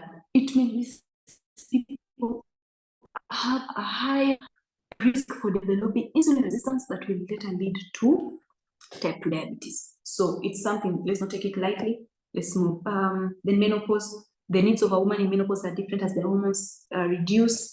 You can see the lady on the right, she has a cast, you know, there is limit depletion of calcium. They suffer from what we call osteoporosis. So basically, the bone shaft has holes, predispose them to have fractures that way. So a woman that is in her menopause age, premenopausal, that is not its calcium intake, particularly vitamin D intake. So how do we manage hormone imbalance? I start there because lifestyle deals with the root cause of these diseases: the diet, exercise, stress relief, and if there's an addiction, maybe to smoking or alcohol, to deal with that. In fact, kama tunapenda kamweso, alcohol has no benefit to the body. I'll be stepping on some toes, but research shows that even little intake of alcohol predisposes one to cancer. So let's put it out there. Alcohol, maana hiyo sio kama ile wine kawaida. Natural, so what alternative medicines that we can use is supplements. Natural supplements can be nutritional, phytoestrogenic, for example, the ones that help promote estrogen, like soy-based. Soy is very good in promoting estrogen, hormonal balancing. Then we have alternative therapies, acupuncture and aromatherapy. But let me stress on these natural supplements. These are very, very important because they're nutritional gaps. From how our food is farmed, because of commercialized farming, there's depletion of nutrients in the food that we are having. So we need to fill those gaps with nutritional, natural supplements. Natural supplements, very, very important. We are a generation, I read this quote the other day, that we are overfed and undernourished. Yani mtu unakula sana chipo mingi, mbuzi choma, tena imekuwa deep fried ama imekuwa grilled. We are overfed, umeshiba, but undernourished. That food has very little nutritional benefit. So that means we really need for ourselves, even our children, because even our children right now, they want to kunywa tu juices. Wanakunywa tu juices, wanataka kula sugary foods, cakes and whatever. So we really need to ensure that we are meeting their nutritional needs by use of natural supplements. So as I wrap it up, so these are important screening tests that a woman needs to take if you're in your 20s and 30s: pelvic exam, pap smear, F3 to 5 to check for cervical cancer, blood glucose test, cholesterol screening to check for lipid, thyroid stimulating hormone test to check if the thyroid is functioning well, 40s mammogram yearly, ovarian screening postmenopausal women, colonoscopy. Basically, colonoscopy is wanaingiza camera into your colon, wanaangalia, because right now there's also colorectal cancer. Colorectal cancer killed a medic. We're not in the same year. a young guy in his late 20s. Could it be lifestyle? Could it be alcohol? It was very sad to watch. It was very sad because this was in my 4th year in school, in the university. Colorectal cancer. This is from our lifestyle. You are constipated, overly constipated, upati choo as you should be. Hiyo stool inaenda wapi? Hiyo stool ni waste. Inaharibu the colon. Inaharibu your digestive system. But in the long run, we're having these issues. 50s and 60s bone density test, because we've said there's a risk for osteoporosis, fractures, coronary screening for your heart, and for people who have lung cancer, we have a lot of CT scan where the checking of any cancer, lung, chronic obstructive pulmonary disease, and lung cancer screening. All ages, we need to screen for our eyes, hearing tests. This is ingine, so in our context, maana sisi tunaenda kutapimwa blood pressure, glucose, BMI, hizo ni vitu ambazo yearly at least ufanye. So I am wrapping it up, but stressing on this point that health, as we said, health is a state of complete physical, mental, social well-being, and not merely an absence of disease. So when you talk about health, you need to have a holistic approach to dealing with these problems. Nutrition, we were reminded of rest. We need to rest well. Sleep is important. Sunlight, vitamins, through supplementation, through the right diet, lifestyle, how we are eating, what we are eating, what time, sports, that is exercise, body care. We were told of self-care. Health is inclusive of all these things. Manage stress, check your diet, hormones, balance them. Genetics, you're already maybe predisposed, then take care of extra care of yourself. Medications, let's balance medication. Your best medication should be the right food that you take, not pills that we are popping pills. Not be a human pharmacy. Fika muda wa madawa naeka madawa 10. No.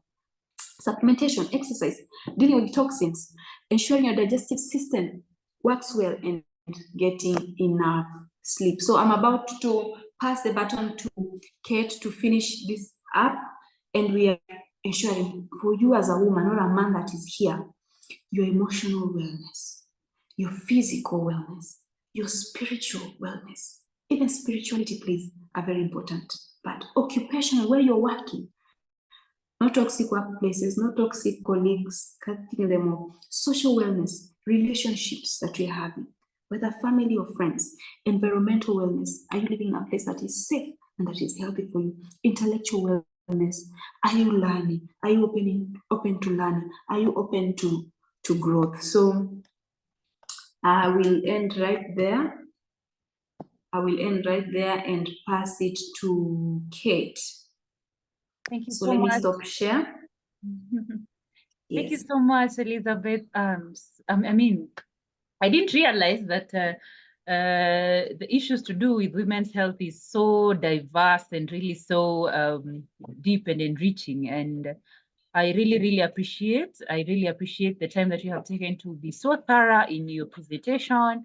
I believe all of us are learning something, and we have learned something, and it has been worth your time. Yeah, as I wind up, I just want to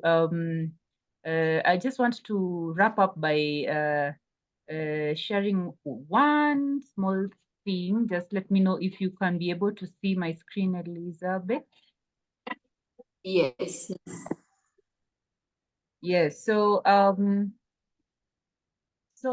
did you know that at 35 you have reached your physical peak in terms of your health? After 35 years now, your body starts going, your health and how your body performs starts going down. Now, what I really mean is that now we need to be proactive in the measures that we are taking. If it's a matter of blood sugar levels, we need to be proactive. If it's a matter of free radicals, we need to be proactive. Just as we have been advised, prolonged stress, all these things that are contributing to premature aging. Actually, it means that we need to be proactive beyond chronic inflammation. In fact, chronic inflammation is such a huge thing because it has a huge implication on our bodies. So what I really want us to focus on as we move forward, I can hear my colleague one You know, I always say that our children are the reason why we are doing the business. So in case you hear me dealing with the small one, please don't mind. I want to introduce you to a self-care assessment session. This one we'll do it offline. I've put the number there. I feel that we have talked about a lot of things, but it's important for you to take a few minutes to just evaluate yourself and figure out what really is going on in your own sphere as a woman. Yeah, what issues are really touching you and what you really need to put your finger on and work on it as a priority.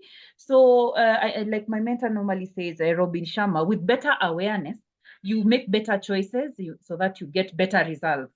So to improve and upgrade our health and wellness, to upgrade how we are really taking care of ourselves, we've created a form that's going to help you go through and evaluate yourself in one way or another, so that you are able to avoid this stress and burnout. Know that currently, right now, where you are, if you are able to handle this stress, if you need assistance, if you're able to enhance your relationships, whether you're able to go through your goals that you normally set, and here I'm talking about your wellness goals, whatever requirements that you need in your wellness journey. So I've put my number there, of course, in case you want to get that access to that form. And also you can get in touch with me. I'll be able to send with you for free this personal self-care assessment form, so that you can be able to be keen and know these are the issues. If it's in terms of my checkup, how is it really affecting me? How is my mental health, and what are those things that I'm neglecting that are really important? Because we have all agreed that we can't really sit and listen to all this wonderful information and do nothing about it. Like, I expect that from now, probably, it's not really about what you know, what you don't know. Most of these things tunajua na probably tumezisikia, but the distance between actually getting the result is where we come in as coaches to help you, to encourage you, so that if you are struggling with something, like, for example, if it's hormonal imbalance, how can we come in and assist you so that you can adjust your meal plans, your diet, your exercise routines, all these other things that are required for you to balance your hormones naturally. And if you need any other additional support, we'll be there to support you. Yeah, because imagine Kenya has been ranked ninth over the most overweight women by World Health Organization. I mean, surely number 9. We need to do something about this. So I believe as you take home, you need to remember that at least do some exercises within the week. Ensure it's 150 minutes. That's according to Dr. Esther Dindi. Our take home from here is that we do the activities that are going to boost our mood and our sense of well-being, that are going to help our skin to glow. Because on the outside, when you're glowing on the outside, it means that even internally you are enjoying peace and balance and peace of mind. Yeah. So as you grow older, you are able to be in touch with yourself. You're able to be mindful. Yeah. And if you need support in some of all these things, we are there to assist you. One thing that I probably will even invite Watego to just mention a thing or two about detox and inflammation, is because when it comes to inflammation in our bodies, inflammation is the main cause of most of these things. And how do we really deal with this inflammation? Because yes, we have the liver that is doing this function of detoxification, but a well-functioning liver is essential. And if it's not functioning well, maybe it's impaired because of allergies, because of the foods that we eat that have introduced a lot of inflammation, because of some of the results that we get are these lifestyle diseases that manifest as, for example, rheumatoid arthritis, the hormonal imbalance that we have mentioned so many times, our digestive system being affected and all this stuff. Even the brain is affected, issues to do with depression and anxiety, all this, can you imagine? So I just want to take a moment, just invite you, Watego, just for a minute, tell us the effect of inflammation in our bodies. Then now we can wrap it up. Thank you so much for your time. Thank you. So I'll just speak. And inflammation. So what is inflammation? Inflammation, we have acute and chronic inflammation. So for example, let me use an example. When you cut yourself, you will note these things. You know the area will become red, painful, and then it will close up eventually, hopefully. So that is your body responding to that injury. by sending the immune cells to fix that area up. We need acute inflammation, okay? For example, if someone, you have an allergy or something, your body needs to react. It's like a way of your body telling you this is not right, then it corrects it. Now, chronic inflammation is when that process is on overdrive. It's going on continuously for days, weeks, months, years. So your body is constantly thrown out of balance by releasing. It's like it's recognizing there's this problem and it's trying to sort it out. Now, most of these chronic diseases like hypertension, diabetes, issues with the blood vessels being tight, whatever we call atherosclerosis, cancers, these are from chronic inflammation. Hope I'm making that clear. It's really your body has been exposed to this, we call them pathogens, so to speak, to this thing that is new, to this disease. Your body is recognizing I'm not functioning at the optimum, so it is dealing with it. It is dealing with it constantly on an overdrive, constantly on an overdrive. The chronic inflammation, later on you will see it with all these issues, the imbalances, the non-communicable diseases that we've mentioned already, recurring infection, because even your immunity is put on a stretch, it's strained, it's not given time to pause and to reset and to rejuvenate itself.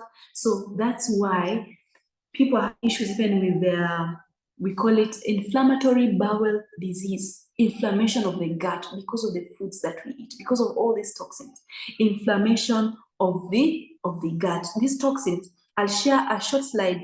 Okay, it's okay. It's fine, as people can see that. People can see that. So the gut really is the door to most of the diseases that we have, because you are what you eat. There are other factors, but we are what we eat. So if your body is constantly exposed to unhealthy foods, it is not getting the nutrition it deserves. It's recognizing this thing as new.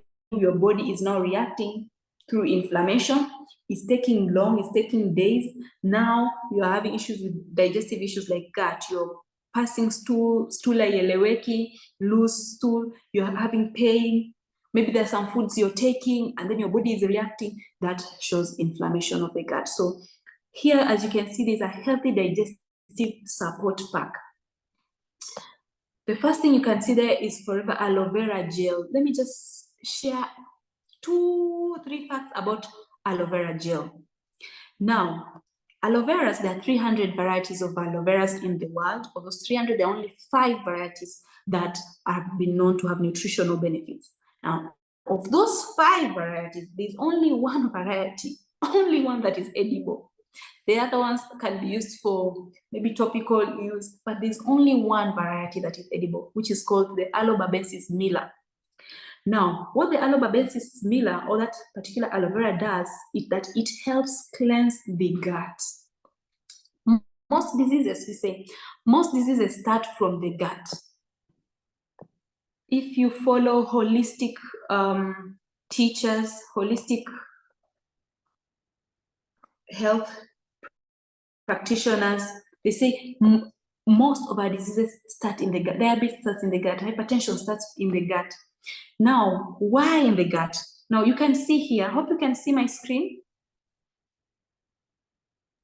Yes, I can see your screen. Hello? I can see so you. I'm sharing this so that people understand. Yes, thank you, Kate. I want people to understand this. It's basic biology. We learned this in our basic biology class. This is what is the lumen of the small intestine, where the absorption of the nutrients from our foods is done. And then there are these things called villi. They are finger-like projections. So there are many of them. There are billions of them. So they are finger-like projections. And the reasons why they are finger-like is to improve the surface area for absorption of the nutrients, blah, blah, blah. Now, when you're taking food that toxins, foods that are not healthy, they are, you know, this valley, you see this valley? The toxins is filling there. It's filling up, it's filling up, it's filling up. Now your body is not even able to get there, to absorb the nutrients that it needs, because the surface area is limited. The purpose God put it for them to be like these fingers is to increase the surface area. Now it's filled with toxins. So the first thing you need to do before you even supplement with whatever you're supplementing on is to ensure you cleanse your system, you cleanse your gut. Now, what the aloe vera does, what this aloe vera does is that it goes to this valley, and it helps cleanse. It has an element called saponin that helps cleanse the gut. It makes the toxins ambazo zimeclog hapo ina declog, if that is a word, ina declog, inasaidia zitokane, then eventually you will pass them out in your stool. So the first important step for each and every one of us is to actually detox, is to actually go through a time and a period where we are eating healthy, of course, taking the aloe vera, which is supporting the cleansing of the gut, so that even when you supplement chakula yako, the supplementation in a good area to be absorbed from. So I think that is it. Is there anything else you wanted to share? Wanted me to share, Lida? No, that's okay. Thank you so much. Another thing. Sorry, let me add another thing. Please Yes. go to your screen, your digestive pack, the digestive pack, so that I talk about the next thing. Okay. So as she goes to that, I'm saying the importance of your digestive system. I've been sharing this on social media, is that your digestive system does more than just absorb your food. It plays a key role in your immunity, because many immune cells are in your digestive system. Your digestive system also has trillions of bacteria, microbiome, that we need in the digestion of our food. Now, isn't it to bacteria? Because bacteria ziko everywhere. Ziko hata even on our skin. Ziko in our reproductive areas, for example, for women. But now the bacteria needs to be good bacteria.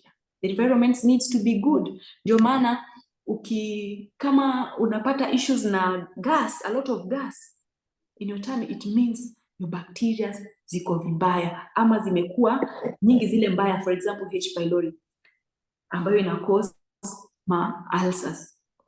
Now, if you don't take care of your gut, it means you're predisposing yourself to now these ulcers and very, very many issues. So the food that we eat plays a key role in ensuring the bacteria in our gut is healthy bacteria.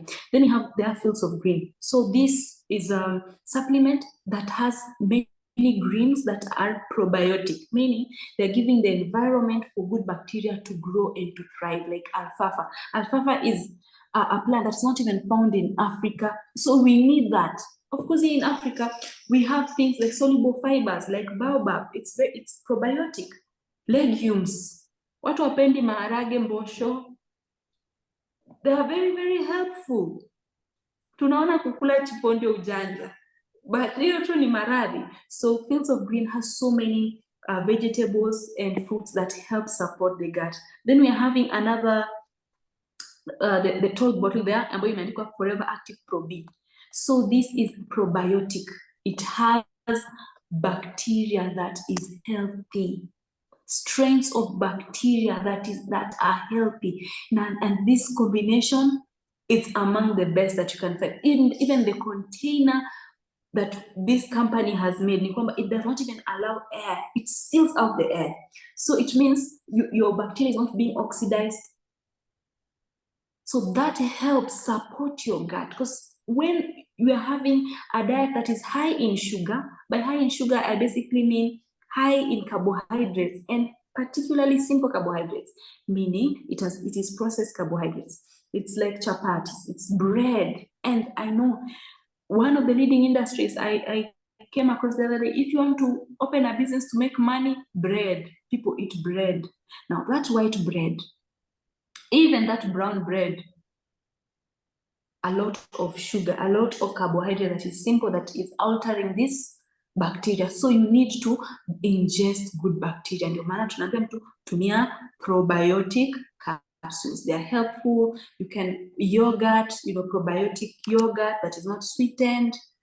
It is helpful to introduce the good bacteria in our system. Then at the hapo juu unaona imeandikwa aloe berry nectar. So this is also an aloe vera gel, but it has been added with apple and cranberry. Now cranberry is very, very important in the health of the urinary tract. If you're having issues with PID, UTIs that are recurrent, cranberry it is known. You can Google the benefits of cranberry. Sasa hapa Kenya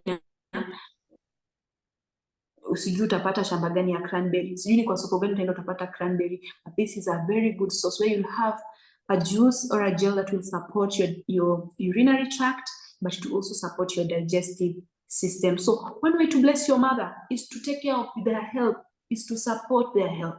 So let me end it at that. Kate, please carry on. Thank you. Actually, I believe we've come to the end of our session. I just want to thank you, each and every one of you.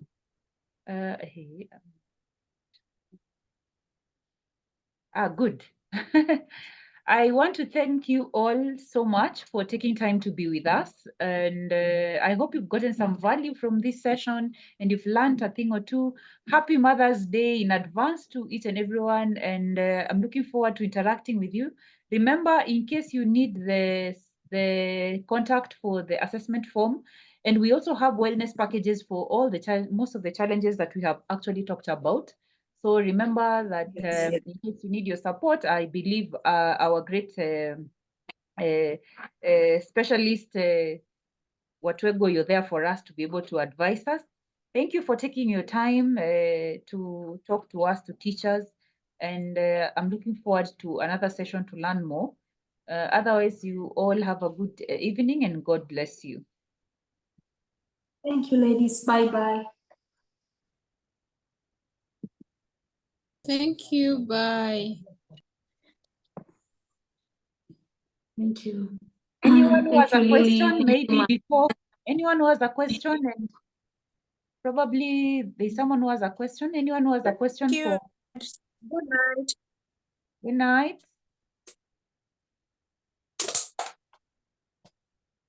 Good night. Thank you.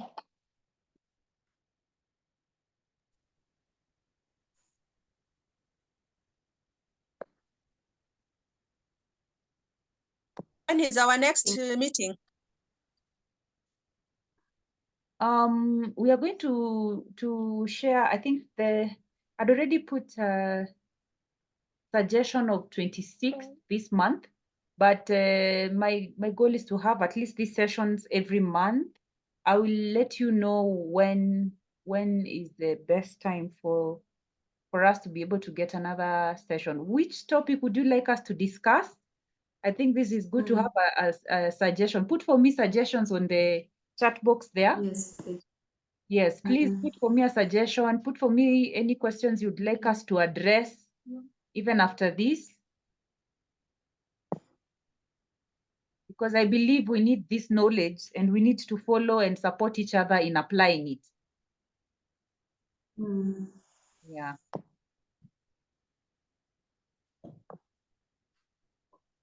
Who asked about the next meeting? Thank you. Thank you. I can see a new message in here. Thanks.